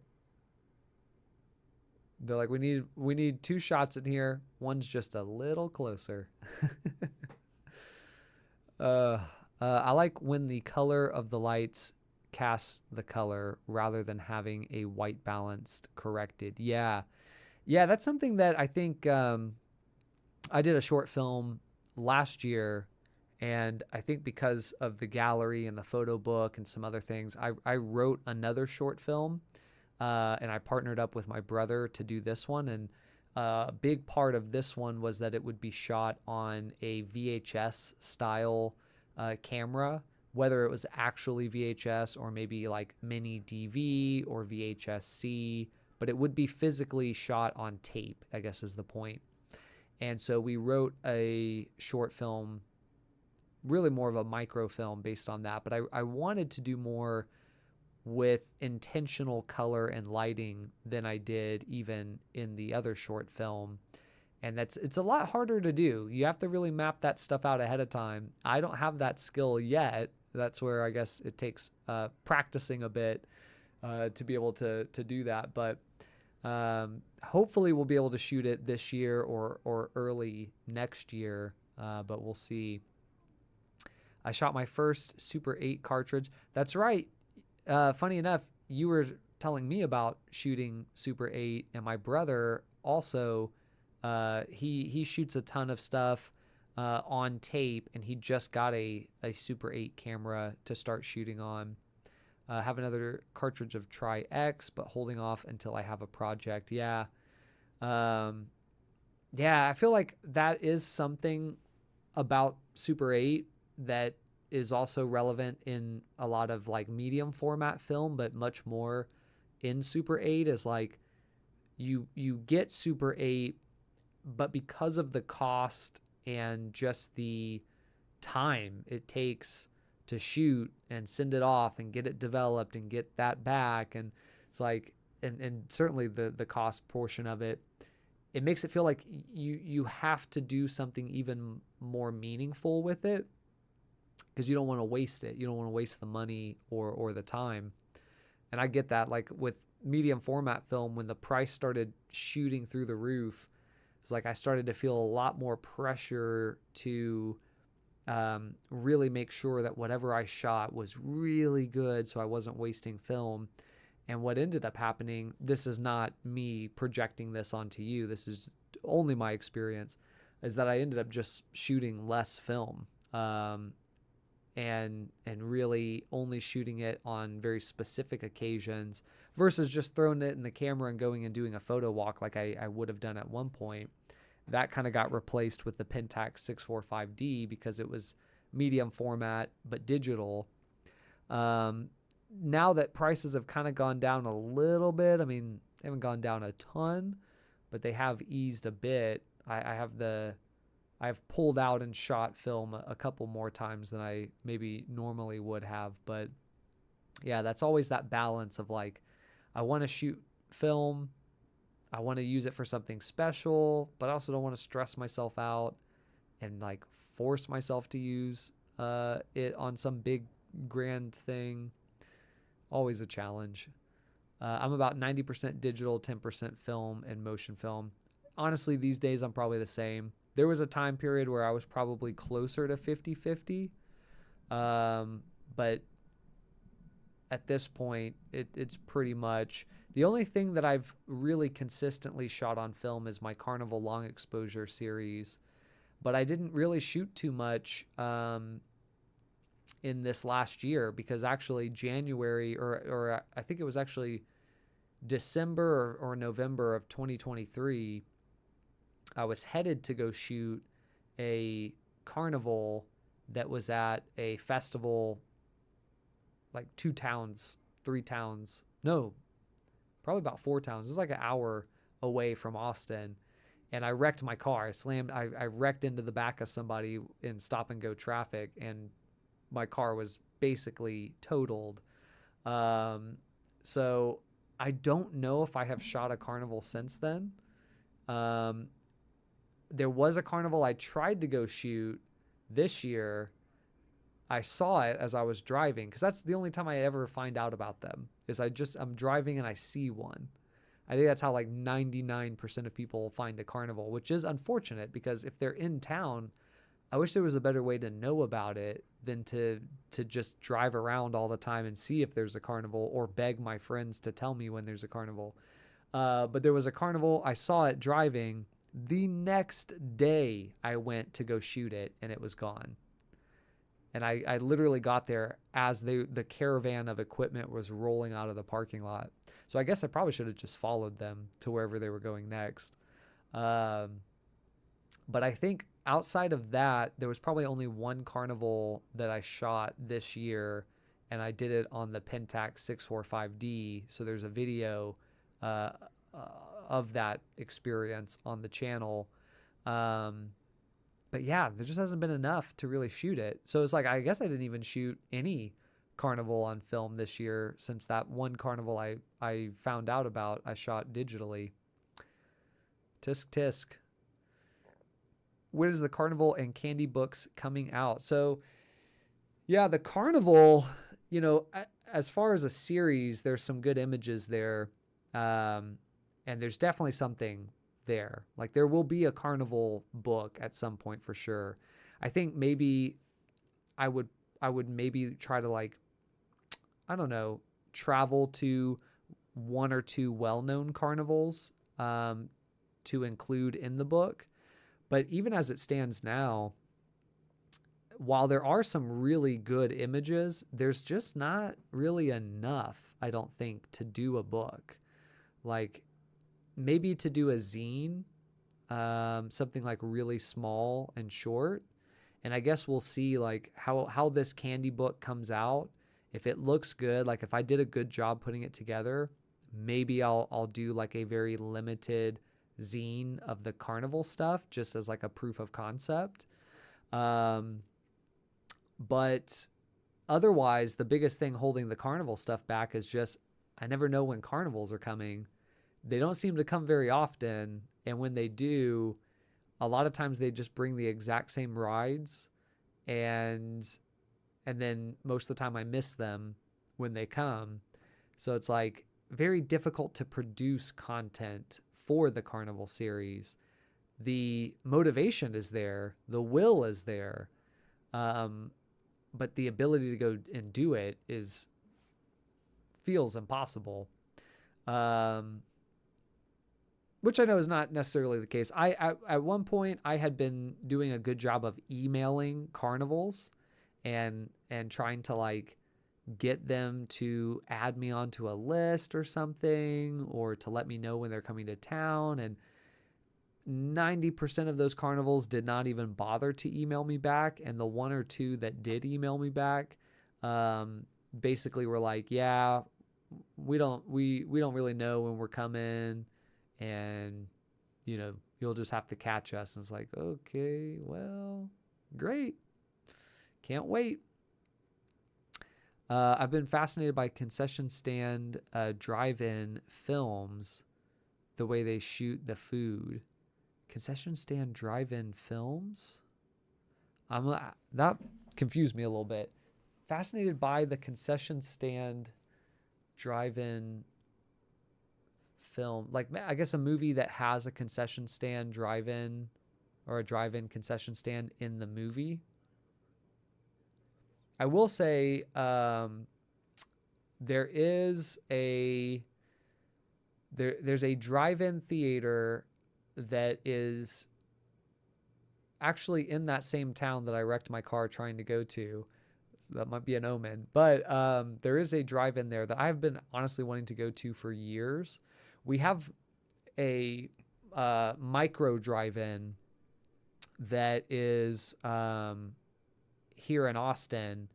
It's a small mobile drive-in, and they have like a screen that they set up and a projector, but it's very much like they just sort of like rent a space for the night and set up everything from like a trailer, and then you watch the movie, and then they tear it all down at the end of the night and go park it somewhere.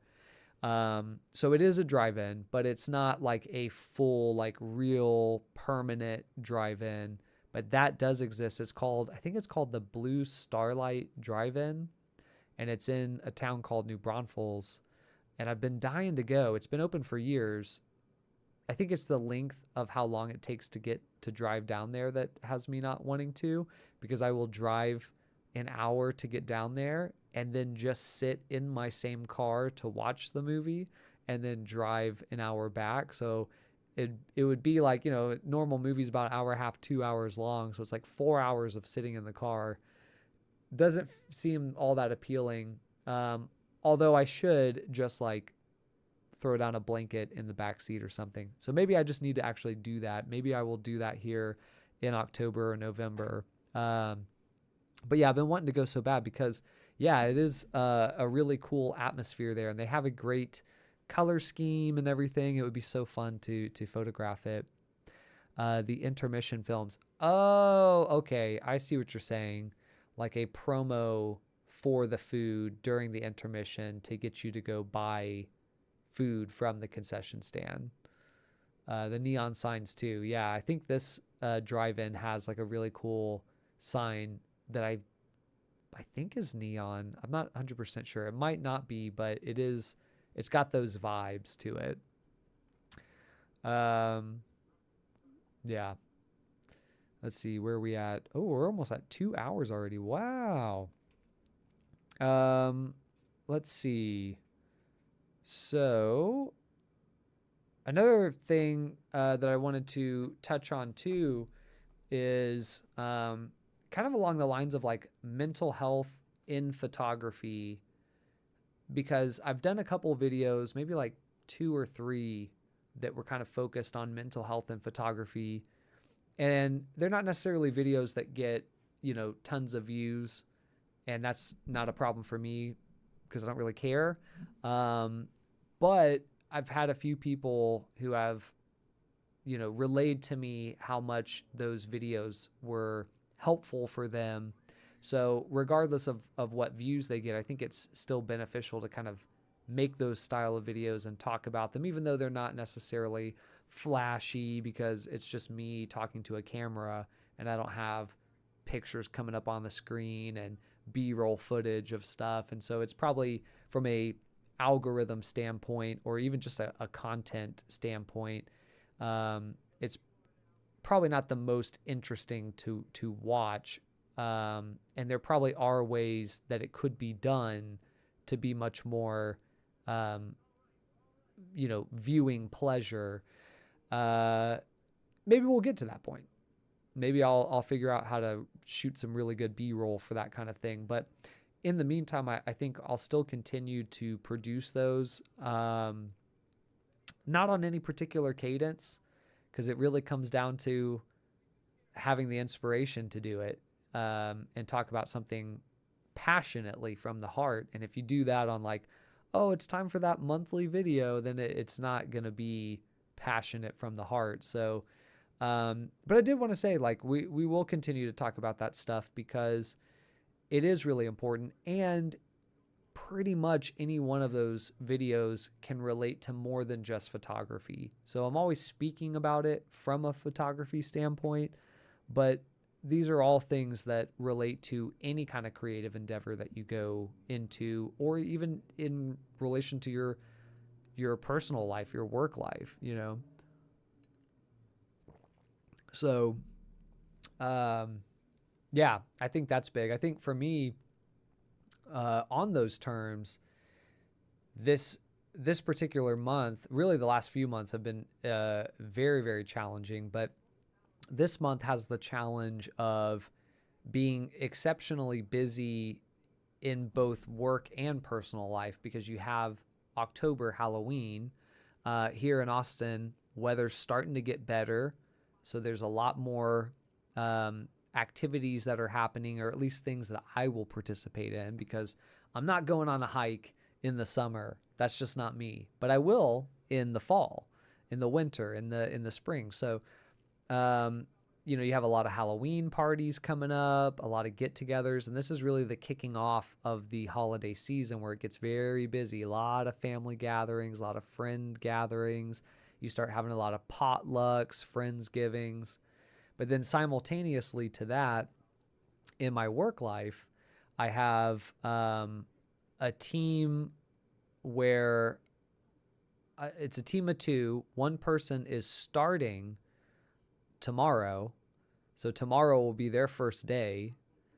And that involves a heavy bit of training on my part over the next month to get them trained up. And then my only other person on my team is out on leave. And so for the next 2 months, they won't be available. So I am taking on their workload. And it's all very doable, but it's a lot of work, a lot more work, because you're doing your own job plus someone else's job plus kind of the job of the person who just got hired because they're not up to speed yet. And then you also have to train them in how to do the job so they can take over. So that all is very, you know, it can tire you out, right? And then how much energy do you have left after such a heavy workload, and then also so much, personal life stuff going on, to then make content, and I'm not even just talking about me and photography, but like, to go out and take photos and make your art, like that all becomes a lot more challenging. So this month has been I guess an exercise in sort of taking stock of what available bandwidth you have and applying that to not lose momentum in your art. In part, why I'm doing the live stream. I'm thinking, how can I continue to push myself to make content, but also recognize that this is an incredibly busy month, and I don't want to overstretch myself. Okay, could do a live stream. Not that a live stream is necessarily the absolute easiest thing to do, but certainly is a tool, because you don't have to edit anything. So that's a huge benefit. But I also pumped out a ton of videos creatively when I was feeling highly inspired at the end of September and the beginning of October, and really tried to sort of set myself up, knowing that, okay, things are going to get really, really busy. Let's take advantage of our motivation now and really create some stuff.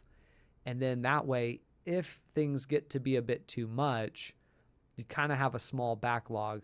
Now we're already getting through that, because creating the Halloween sort of video for this channel is a much bigger video. And so I've, slowed down in overall video generation. But it's like you have to look in at yourself and say, what can I do based on what I am doing, or the circumstances of life, and just find, like, don't completely stop, but maybe find what's the most I can do that won't ruin or burn me out, And if that's just like, okay, I can just go out and take one photo and that's it. That's all I can manage this month. It's like, well, that's one more photo than you would have taken. You would have had no photos. Now you had one photo. It reminds me a lot about back in the day, I think people still do this, but there was like a time where they had like a 365 challenge, and it was like you take a photo once a day for 365 days. And a lot of non-photographers were doing this as just like a trend, but a lot of photographers were doing this as a way to like get yourself to do more photography, and then kind of like watch yourself grow over the year, but also get a year's worth of photos. And Halloween decorations would be interesting to photo: the good, the bad, the barely decorated, the flat inflatable characters. Yeah, that would be fun to go around like photographing different people's like setups and see what all is out there. There's some cool ones in Austin. There's always like, if you drive around enough, you're going to find a skeleton on a motorcycle. Like that's going to be something you'll see. I started to do some last month, because we started to get decorations in September, and I started to photograph some skeletons and things like that were starting to pop up. But now would be the right time to grab a camera and go out and do that. Maybe this weekend or so I'll grab my camera and do a little photo walk. I used to be part of a international photo Discord, and we did several photo exchanges. Yeah, that would be really cool also to do. What was that like? What were kind of like the facilitation of a photo exchange. Such a simple concept, but what did it actually look like? But yeah, the 365 challenge, that was a thing. I remember I said, I'm going to do that 1 year. But from the mental health perspective, I was like, look, there will be times where I will miss a day, and I'm going to be fine with that, because that's just life, you know? But it worked more to my advantage, because what I also said was, I'm going to do this 365 challenge. I just have to take one photo a day. And that was really a magic trick, because when you're getting home from work, or you're getting home from a family thing, or you have a family thing coming up later that day, it starts to get hard to motivate yourself to go take photos, because you're like, I got to get ready for this family event, you know, or I just got home from work and I'm exhausted, and last thing I want to do is pick up my camera. I just want to kick my feet up and relax. But if you tell yourself, well, all I have to do is take one photo, and then you kind of bargain with yourself and say, look, I'll take my one photo and then I'll put it down and I'll go back to relaxing on the couch or getting ready, but I'll feel that I at least succeeded in my goal of doing a photo a day. And so what would happen is you say, okay, it's so easy to take one photo. And my rule was, if it's a camera, if it can take a photo, it counts.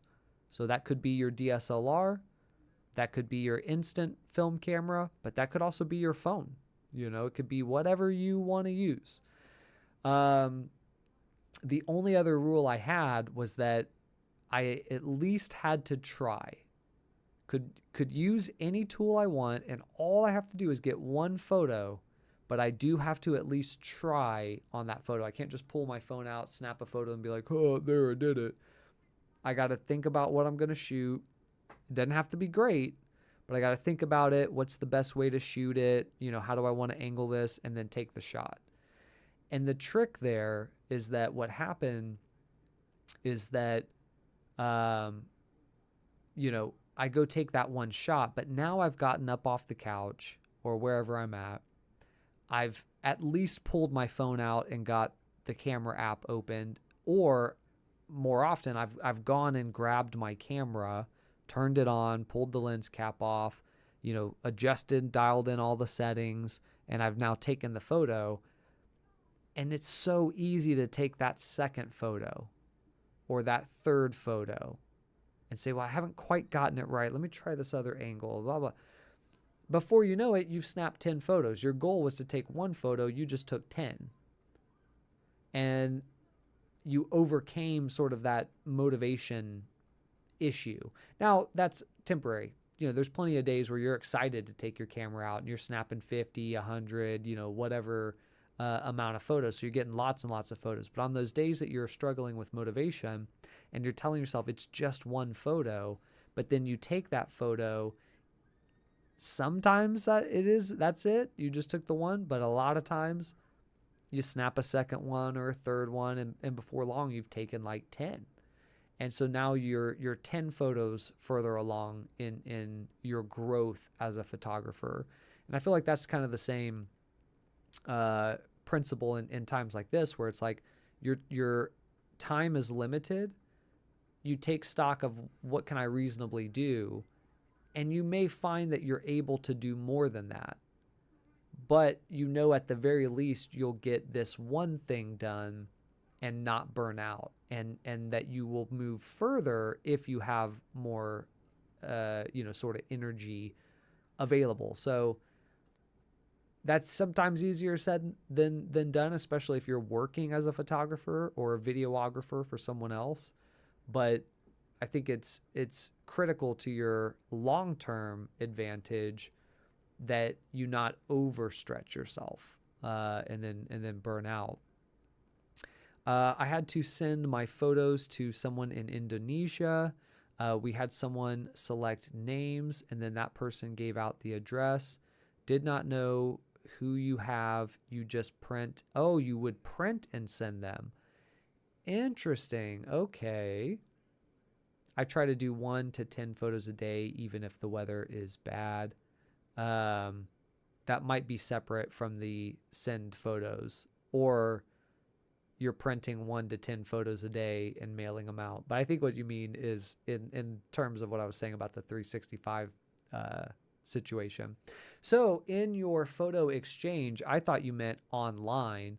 I think it's even more impressive to do it, print it out, because there's something physical and tangible there, but also you could maybe get creative with how you print it out or what you print it out on, which could be really cool. And then the fact that you're mailing it, that person has to wait. It's like a pen pal with photos.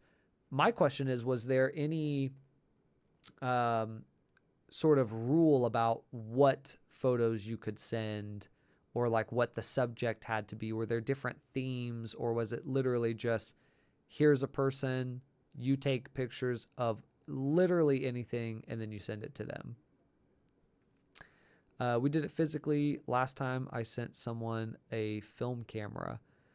Oh, okay. So interesting. There's also a camera component here. Are you guys sending each other? Is that how it is? You each send each other a camera, and then you use that camera to create photos, and then you send the photos so that they can see what you did with that particular camera? Or was that maybe just a one-off? I guess that could be cool to do either way, whether you're sending photos, just your favorite photos. Gotcha. Yeah, that would be interesting. I mean, there's also the opportunity to, I guess, self-impose a theme if you wanted to. The camera was an additional gift. That's cool. That's awesome. Yeah, I think that's a really interesting concept, because you can really get someone else's perspective, but you also have a chance to see, maybe a series from them, depending on how long you do it for, how many photos are exchanged. They can really start to get a good idea of what your voice is, and you can get a good idea of what their voice is. And yeah, it would be interesting. I feel like for me, I could definitely see, like, just as I'm taking photos, sending them photos that I really like, but I could also see myself wanting to do some kind of like series or challenge where I'm only going to send them photos of a certain subject or within a certain concept, or, something of that nature, that can kind of build upon, each photo builds on what was last sent. Could be kind of fun too. The cost of mailing was the hardest part. Yeah. International mailing is never cheap, especially when it's going across the world. If it's Canada to Mexico, that's one thing. But if it's, Canada to, Kenya or something, that's going to be a lot more expensive because it's a lot further to go. So yeah, I could see that. Interesting. What's interesting though too is that, like, the cost of mailing is so weird to me. I'm sure that it makes sense to someone. It's so strange to me though, because I bought a camera, as many of us with gas do. I bought one from a seller in Japan, and then from a totally different seller in Japan, I bought a lens for that camera. And both of those cameras were then shipped from Japan and arrived on my doorstep in under 48 hours. Like, I'm not kidding. It was like probably 32 hours or something like that, and they were on my doorstep. So not even 2 days. And I'm like, how is that possible? This thing went from, less than 2 days ago, just a little over a day ago, this was sitting in a warehouse or a shop in Japan, and now it's on my front door. That's mind-blowing. And it was free shipping, and it's like, obviously the shipping is built into whatever the cost was on that eBay. Like, they offered free shipping, but it's because they just raised the price of the camera to fit that, right? That's what makes sense, but it's still like, other times you see it's like $40 or something for shipping. It's like, dang. And then you'll buy something that takes weeks and weeks and weeks to show up, but it costs $200. And you're like, how is this thing coming so fast for like $20 in shipping? But this other thing that cost $200 in shipping took 4 weeks to get here. Then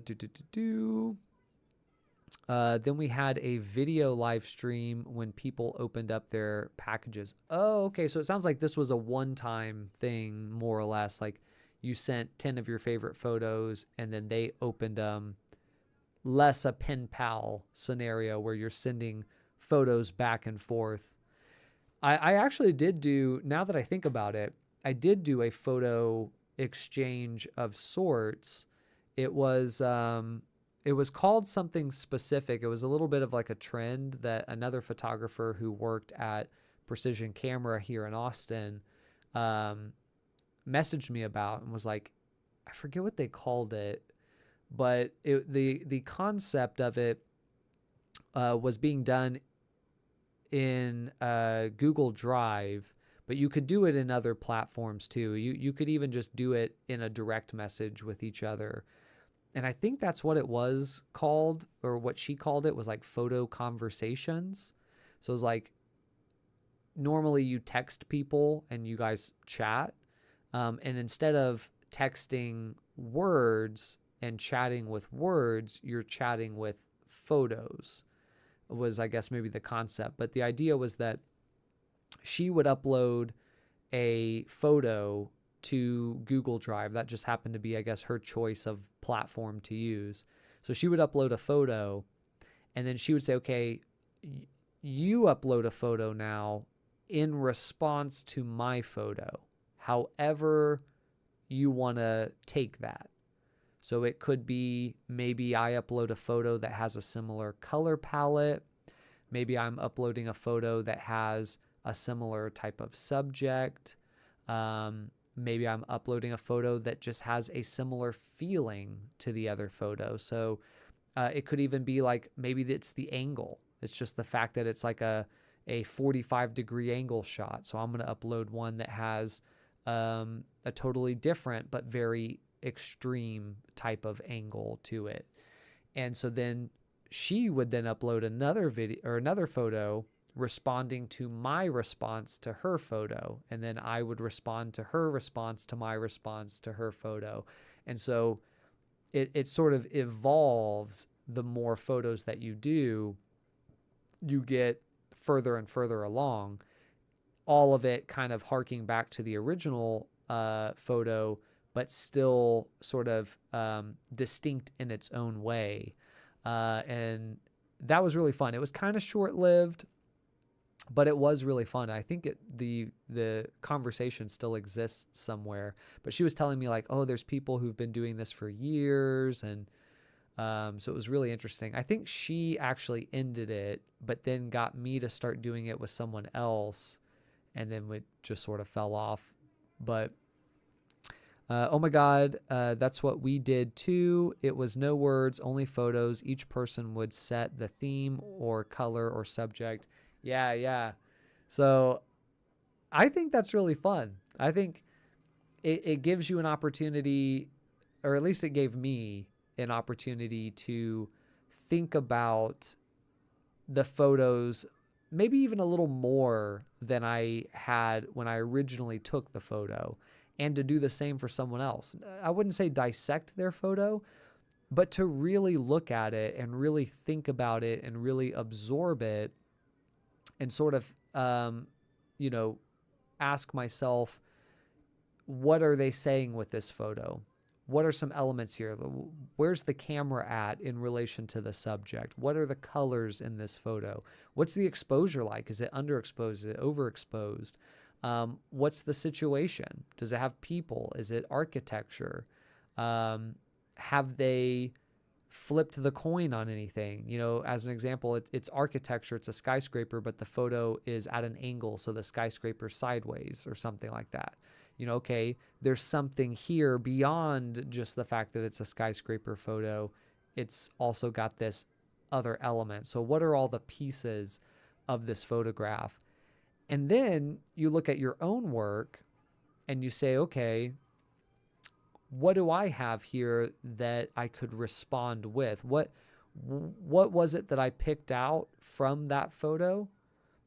And then if I were to say something back in the form of a photo, which of my photos would do that? You know, it was really, for me, sometimes very challenging. Like mentally, I'd be like, God, I don't know. I can't figure out like a photo to respond with. But I always wanted it to be a already existing photo. I never wanted to go out and take a new photo to respond to their photo, which I think is an option, but I never wanted to do that because then I thought, well, then I'm just picking out a component and just making a response versus having to do the same thing, analyze my own work and critically think about my own work to find a photo that I can respond with. So, yeah, it was interesting. I wonder if I have any of those, access to any of those photos. I think I do. Silent Conversations. That's what it was called. It was called Silent Conversations. At least that's what she called it. Well,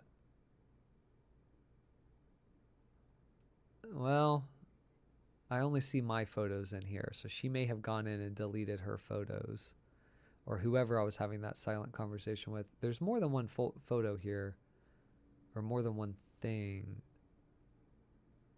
Okay, yeah. So here we go. Okay, I found one of them. I think this is the one with her.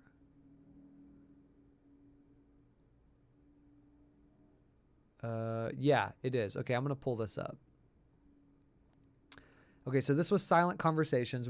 Obviously, we didn't go very long here, but this was probably like a few days to a week between each response. So when you think of it in that terms, this was probably a multi-month sort of thing, at least a month-long thing. So I think she had me start it because these are dated. So I had just taken this photo, and you guys know me, I love color. So I posted this. These were all cameras. There was a time where I was like buying cameras on various websites, like auction sites. And that's how I got the Olympus E300, the E500, a few of the other weird cameras I've had on the channel. There's actually several weird cameras that have not made it onto the channel over a year after I've picked them up with the intent of putting them on the channel. But occasionally you got some that were broken. And so I didn't know what to do with the broken ones. I didn't want to throw them away. But I also wasn't sure about recycling them because some of the recycling groups just throw them away. And so I was like, some of these I think can be repaired. But I ended up finding a new life for them by painting them. And I have a video on the channel where we go through painting them. And I love them now. And I actually want to do more, like find more cameras that are broken that would otherwise be thrown away and give them kind of new life as sort of a decoration and a sort of history. But that was my first photo. And I think this next one is very obvious what she was going off of, which was they're doing a game of Twister, and they have the Twister mat, a lot of the same kinds of colors as what I had. And so then I was kind of looking at the people and how they were all, kind of mixed in here together. And so then I did this photo where I have also a group of 3 people that are kind of mixed in. But to me, it was like I'm flipping where you can't see anyone's face really. Everyone's kind of hidden. Now everyone's kind of revealed, for better or for worse. That was what I went with. And then she responded with this photo, which I think is largely going off of the black in the suit and maybe kind of the black in general here. And this is a friend of mine, Steven, who works at Precision Camera. Shout out to Steven. extremely talented photographer. Really, I ought to drop his Instagram in the chat here too, because he was or is a really phenomenal film photographer and does a lot of portraits. And I guess this was my next one, but I don't know how that relates. I don't know if any of these got mixed up. Why? Oh, maybe it was the carpet, because she had a square in hers, and then so I had a photo with a square. I don't know if that's what it was. To be honest, I actually don't even remember taking this shot. So then she responded with this shot, which I guess is going off of these, lights and these lights, which that makes a lot of sense to me. She did a better job. And then I did this one.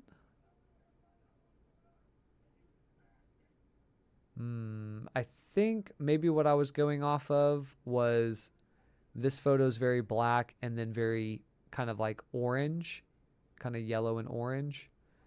And so we're really black here, and then we have the yellow on some of these posters.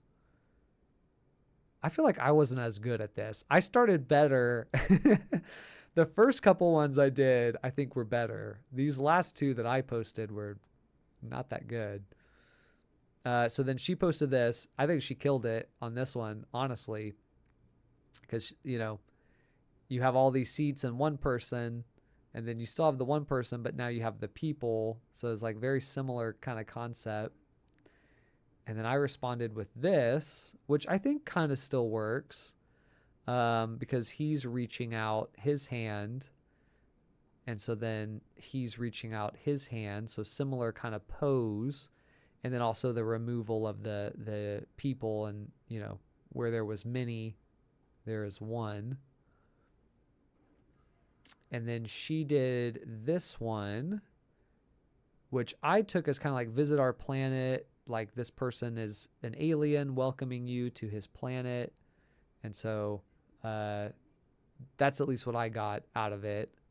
And then my response was this, which I was mostly shooting these on just like my phone. Like, I would see her post, I'd think about it, and then when I ran into something, I would snap it. So I wasn't maybe getting the best quality shots. But, I kind of thought, well, this guy, he's looking radioactive. He's kind of reminding me of like a ghoul from the Fallout series or something. So I posted that, and that was the end of it. She might have been like, hey, this guy sucks, so I'm going to go ahead and end this challenge because he's not good at it. Or, maybe she really did get what she needed out of it. It looks like we went from about a little over a month that we did this project. So, but I think that maybe is somewhat similar to what you had. These are the types of projects given the right people in the group: stir the creative juices, frame, light. We had our challenge as a constant running project on Discord. The only rule is you could not post until 2 others posted after your photo. Gotcha. Okay, so you could post a photo, but we don't want one person dominating. So you got to wait until at least 2 other people post, and then you could do another post. Yeah, that makes sense. That would be kind of cool to do. Maybe in the future, even on this channel, everyone here is interested in photography. Maybe we can do a sort of group project, and then I can put together some kind of video of the results of that group project, or the best shots from that group project, or something like that. Maybe just the results. I don't want to say best shots and then some people feel like their shot didn't get picked or something. That we want to keep it fun. We don't want anyone to feel bad. But yeah, that would be cool. I do enjoy doing those kind of projects because they're not things I do often. And so they do give me a little bit of they make me think a bit more about photography outside of what I might normally be thinking. And so, yeah. Awesome. Well, let's see. What else do we have here? Any thoughts on anyone else's mind, photography-wise? As I take my sip of water. Oh, we're in a really good part of the movie. A lot of great effects that hold up well for this movie, even though it was made in 1990. I would say the majority of the effects still look good today. And they are, I think everything in this movie is practical effects. I don't think there are any major CGI moments. I'm trying to think. There might be. No, I think it's literally all practical effect. I don't think they use green screen on any part of this movie. The effects that don't hold up as well are still practical effects. It's like there's a part where she's hitting the zombie uncle, the zombified uncle, and when she goes to hit him, he kind of looks like she's hitting a balloon of him. Like, did y'all ever have Weebles wobble, but they don't fall down? I might be dating myself here, but they were basically like a blow up figure that had a weight or like sand at the bottom, and then the rest of it was just air. So you could like punch it and push it, and it would fall all the way down, but then immediately fall right back up because it was like balanced standing up. So no matter what you did, it always returned to straight up. That's kind of the vibe that this particular effect has, where they're like hitting him with something. I think it's like it's the chimney poker when you're poking your log. She's hitting him with that, and he just looks like he might be like a balloon because he's very stiff and wobbling as she's hitting him. So anyway, that effect doesn't hold up, but it's not CGI. It's still a practical effect. So I don't think there's any CGI in this particular movie. Night of the Living Dead, 1990. Definitely a good one to check out in this Halloween season. And sometimes it is up on YouTube for free. So you may be able to find it there. Yeah. Been just doing the leaf color photos, using CCD sensor cameras, getting that reversal slide film look, going to do some still life stuff in the winter. Winter's a great time to do still life stuff, especially depending on where you're at, because obviously you can do a lot of that indoors where it's warm.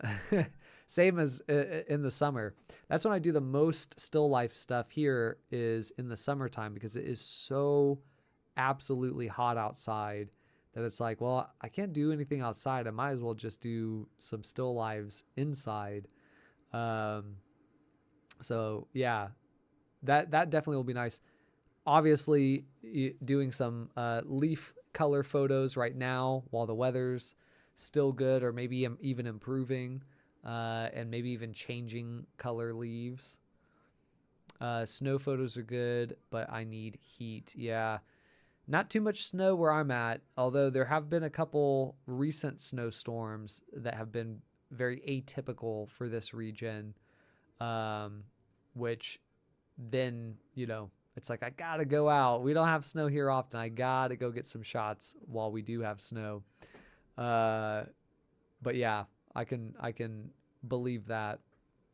For me, it's the sweat in the summer when it's so hot, when it's 105, 110 degrees, and you're holding your camera, and your camera is like overheating. So you're like, great, it's locking up, but you're pouring sweat all over it, and you're like, this is not a weatherproofed item. This camera could get damaged by the amount of sweat I'm producing. Like, it's ridiculous. In New England, south of Boston. Yeah, that's a really nice area. My girlfriend is from Western Mass, and I've been to Massachusetts one time. I visited a friend who was doing a public radio program. I think it was called Transom or something like that. And it was in South, kind of like you're headed toward the Cape, and I think it was called Woods Hole, Massachusetts. It was supposed to be like the ferry port for Martha's Vineyard or something, but it was really beautiful. And we went up to Salem. We went to some of the kind of westernish parts. We went all the way up the Cape, or I guess it's called the Cape, the Peninsula or something. Went to Provincetown.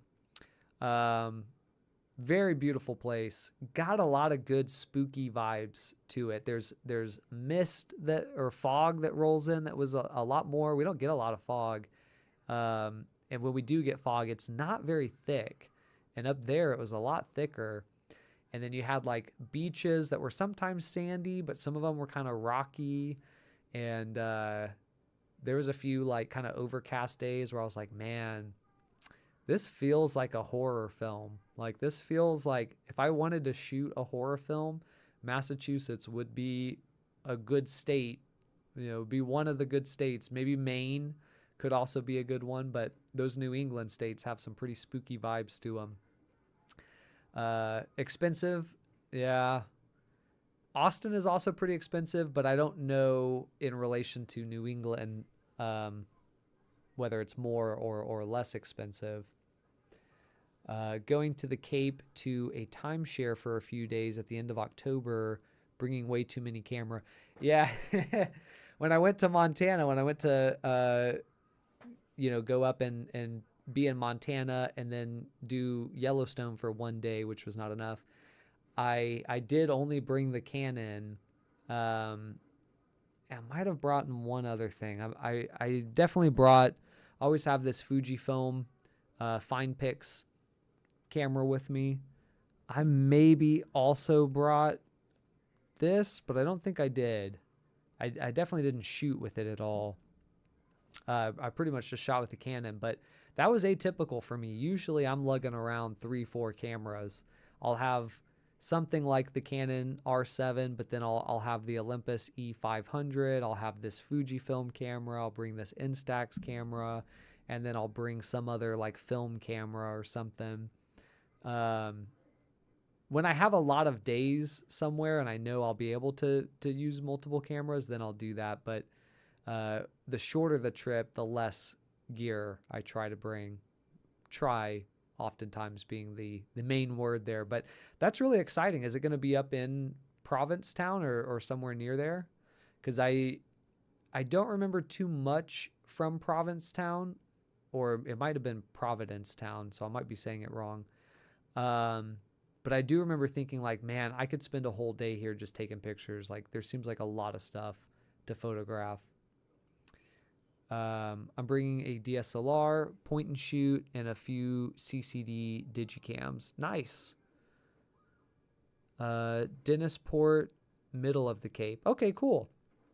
My friend and I, somewhere around the middle of the Cape, there's like an abandoned U.S. Air Force base, and we snuck in there and took a bunch of photos, but we didn't really have the right gear. It was freezing cold.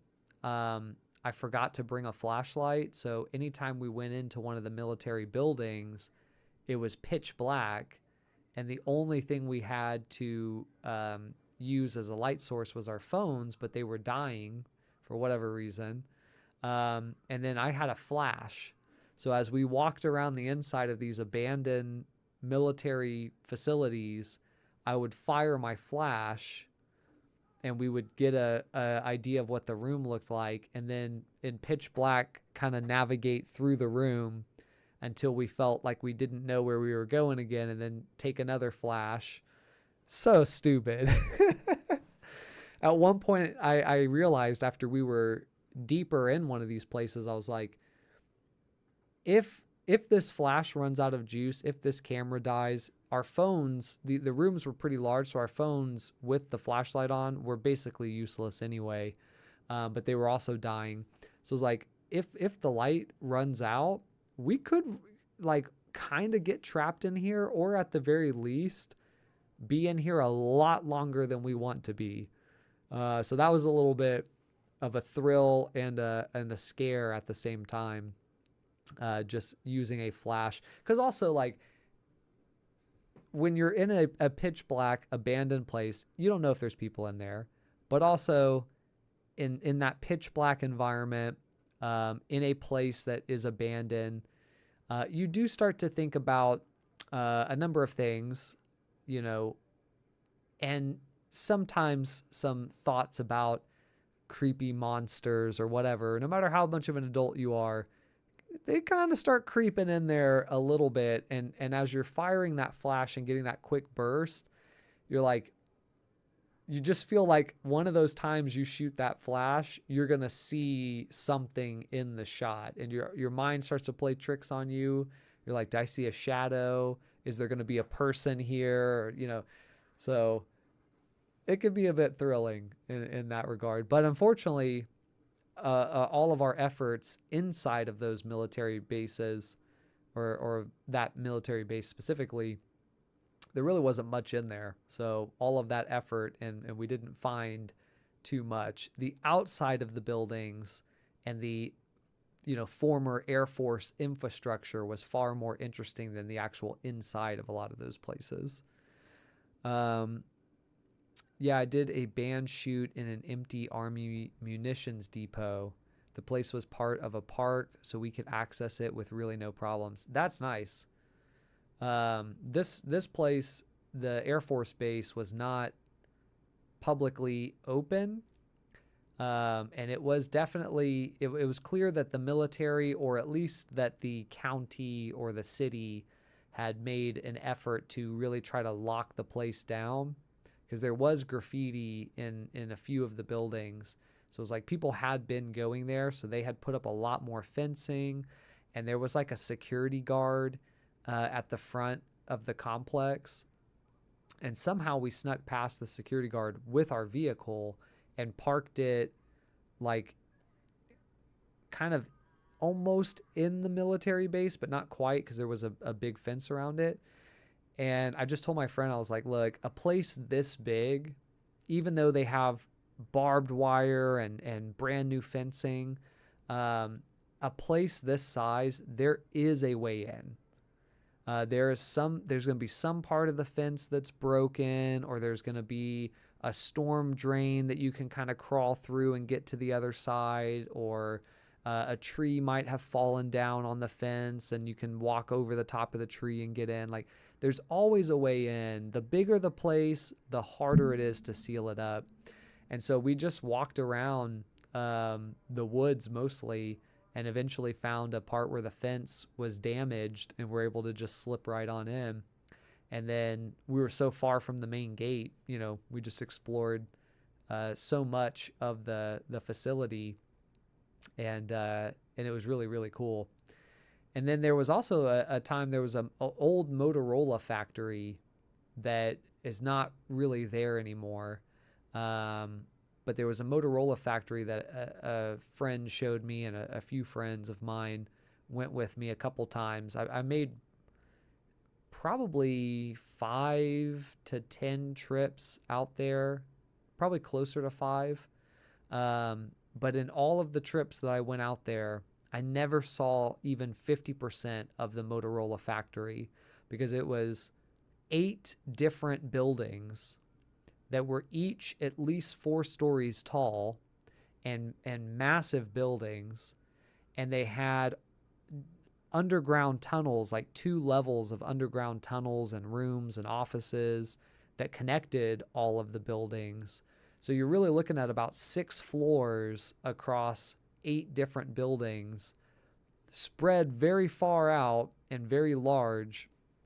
And so we went probably, like I said, 5 to 10 times, and would explore for hours and never saw even 50% of it. But we saw a lot of the big stuff, like a lot of the employee services places, like cafeterias. They had like banks, doctor's offices, a movie theater, daycare, insurance companies. Like, they had like essentially a shopping mall in this Motorola facility, so that employees could go to the dentist, go to the doctor, go watch a movie, do all that stuff from within. Like, they don't even have to leave work. They can go to the bank and still be at work. So it was really a little bit mind-blowing in that sense. But really, really cool place.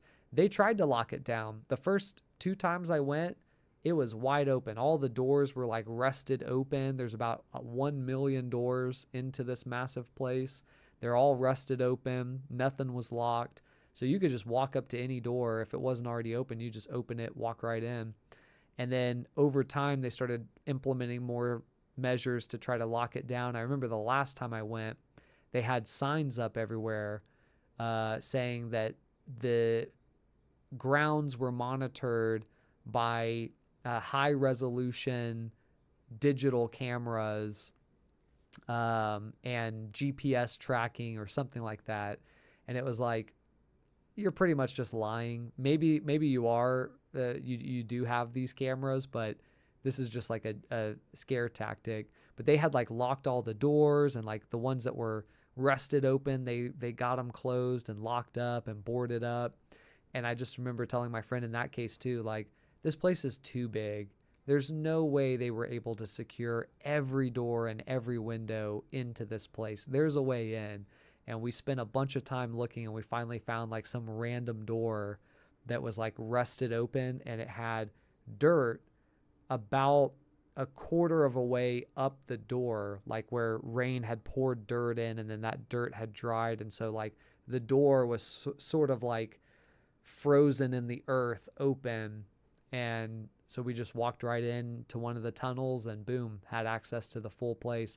It was like, if you could get in to any part of the facility, you now had access to the entire facility. So that was a really cool spot. I really wish I could go back in time and explore it again. That would be just a wonderful little treat. But alas, I think there are some photos on my Instagram. If you scroll way back, you can probably see some that are from that facility. We were shooting liminal spaces before that was a thing. Old desks and chairs from the 1950s and 60s. I did a few photo shoots of old churches that closed and were being converted into apartment buildings. There was some cool items that were left. Yeah, it was always cool to see what got left in abandoned places, because sometimes you go and it's like it's cleaned out, maybe it's graffiti, there's not really a lot to see there. But sometimes you go and it's like somebody just got up and left, and everything's just sitting here as if they're gonna come back, you know. I did always give myself a rule, and it was hard to follow every once in a while, but I made myself a rule that I could not take anything from an abandoned place when I photographed it, because I was like, you know, there's some great stuff in here, but ultimately I'm not allowed to be here. I am trespassing. And in some cases, you know, I've entered the building. I've never broken anything to get into a building, but could they still charge me with breaking and entering? Very possibly. And so I don't want to add on to that theft as well. And they catch me because they saw me sneak in. I'm looking at trespassing. I'm looking at maybe breaking and entering. And now I'm also looking at theft because they find like, you know, a floppy disk in my pocket that I took from Motorola, or they find like, you know, piece of art that was hanging on the wall of this house, and I put it, you know, in my backpack, you know. So,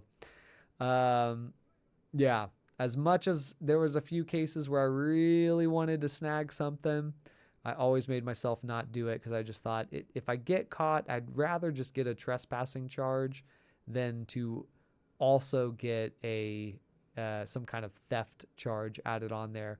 But there was a place that made that very challenging. I'm going to see if I can find a photo here. It actually was the Motorola place. They had a lot of really great stuff in there. There was one particular thing that to this day I wish somehow I could have gotten it, but when you see what it is, you'll agree that virtually would have been impossible to get. I just have to find it on here. But it was one of those things where I kind of wanted to call and say, can I buy this from you guys? I'll come, I'll get it. Y'all don't need to do anything. I want to do it in a proper way.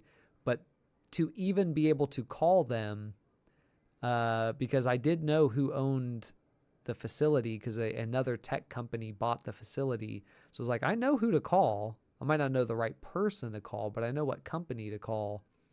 But in doing so, that's going to then, sort of be a confession that I was in their facility. And they're going to say, oh, you want to buy this from us? Okay. How did you know that it existed? And then you go, well, I snuck into your facility. Please don't arrest me. That would be really nice of you not to. Let's see. It's in here somewhere. But it fits my vibe big time. It fits my vibe before I even knew that was my vibe. Let's see. I found one version of it, but the thing is I went back, I photographed this thing the first time I saw it, and then I went back a few times, and each time after that I went back, I photographed it again to try to get a better shot. So I'm trying to find one of the better shots. I think this one is good enough, so you guys don't have to wait forever. So yeah, this was inside the Motorola facility. This was towards kind of one of the buildings that were closer to the front of the facility. And so it sort of served as like an entryway for guests, so it was a little more jazzed up than other parts of the facility that were maybe a little bit more, focused on doing the work. This is where maybe, some of the investors or some of the leaders are coming and visiting. And this thing is huge. I'll give you a little bit of context here. So this is a person that I was with one of the times. And so the size of this, it's still a little hard to compare, but if I were to lay down on this, it would be the size of a bed. Like my feet and my head would not fall off either end of this. And so you can imagine it was probably mounted onto the wall pretty good as well. It's not something you could just pull off the wall. You would definitely need like a crew of two or more to really get that off of the wall and secured. But what a piece. I don't even think I have a space. Like this would take up my entire living room wall, probably almost like almost floor to ceiling. So it would be a bit ridiculous to even have in my apartment. And certainly the apartment I lived at the time that I was going here was really a 400 square foot apartment. So this definitely wouldn't have fit in there. But man, I was like, if they only knew, if there's anyone in Austin who would appreciate this, it would be me. Like if they wanted this to go to a good home, this is the home right here. But I never messaged them. I never wrote to them. I probably could have called and said, hey, I saw this on the internet and I'm curious if it's still there. I'd love, I know you guys are renovating. I'd love to take it if you don't want it. And I probably could have gotten this because I doubt they would want to keep that. And they were gutting that portion of the building. So this definitely wouldn't have been a case where that would have stayed there. That definitely got pulled off the wall and probably thrown into the trash, unfortunately. But yeah, that is an art piece. Definitely a Colton style wall piece. Yeah, that definitely, I think about it pretty frequently. Man, would have been nice.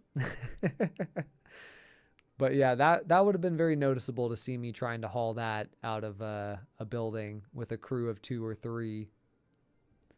Let's see. Oh, we're right about, man, I feel like just a second ago I said we were at 2 hours and now we're at 3 hours. So I'll show you guys one last thing then here, as it begins to reach my bedtime here and many of our bedtimes. I'll show you guys a few photos I took this weekend. So I drove up with my girlfriend to a town about an hour away. It was a little longer drive than I meant for it to be. But we went to a pumpkin patch. And unfortunately, we knew it was going to be a little hot. We made a plan to get up really early in the morning, get up at like 8 o'clock, get showered, get out of there around 9, get to the patch around 10 when the weather's nice and beautiful. You got your girl there. You're picking out the perfect pumpkin, just having a great time. Then as the weather starts to heat up, we'd go into town, get a little lunch, drive back, carve up the pumpkin.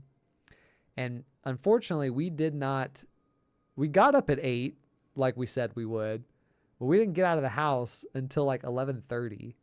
And so by the time we got to this pumpkin patch, it was like 1 o'clock and it was 100+ degrees.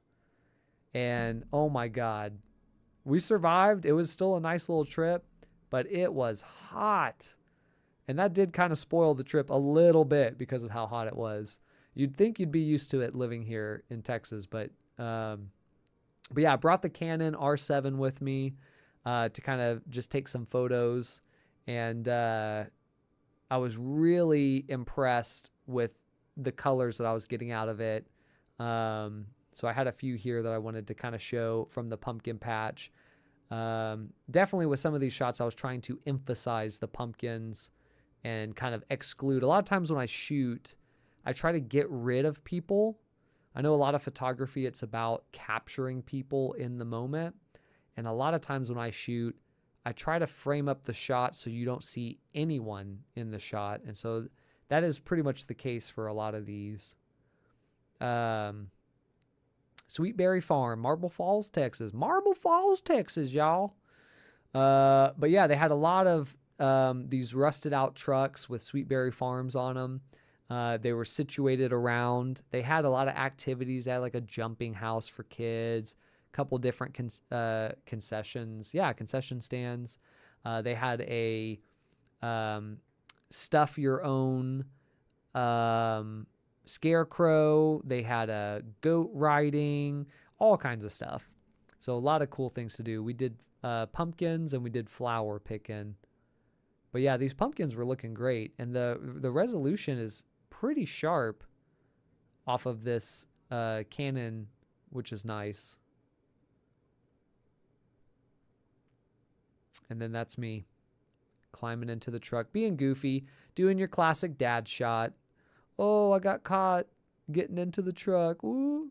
Unfortunately,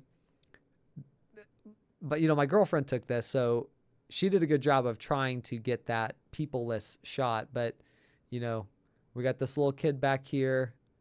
And then much more noticeably, we have this lady over here. And I thought maybe this would be a good chance to use AI in a positive way to kind of pull someone out of this shot. But I couldn't figure out the AI. It just made garbage. So I left him in. But yeah, just some random stuff.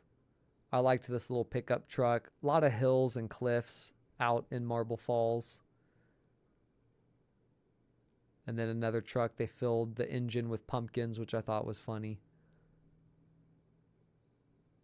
And then I think I liked the colors off of this. I like your pumpkin emoji there. The color pop, love it. Yeah, the colors were great. Even these, which were in the shade, were looking pretty good with all the different colors and the scissors. So that was fun. And I snapped a couple shots of flowers. I'm not usually someone who likes to photograph nature and flowers. But lately I've started to photograph really mainly since I got this. Well, no, I guess I shot a few on this Olympus as well. but with the Canon also, just to see the colors. I shot a few of the flowers that we were picking, and I mean, we got a pretty good resolution. We got some good sharpness.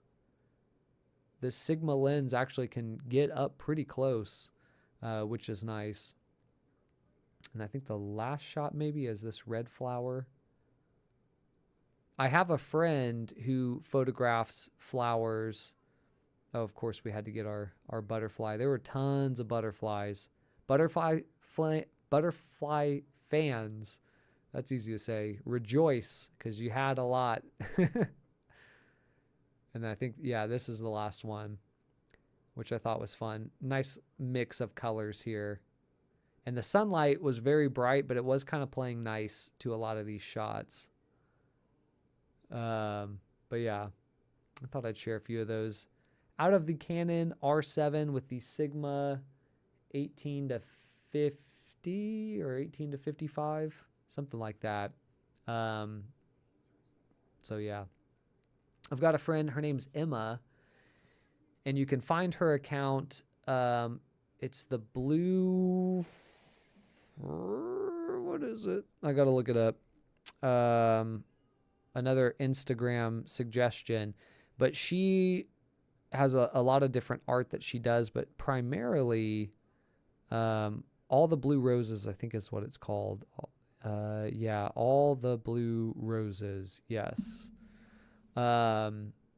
She does a ton of stuff that is focused on flowers specifically, and she edits them really beautifully. And there's very strong vibes. Like, she knows what she wants and she photographs it, and then she does the processing in a way that is very intentional and almost looks like it's less like my stuff. You know, like over here, I'm just like, oh, cool, look, here's a flower and the background's blurred out. And there's nothing really all that special about it.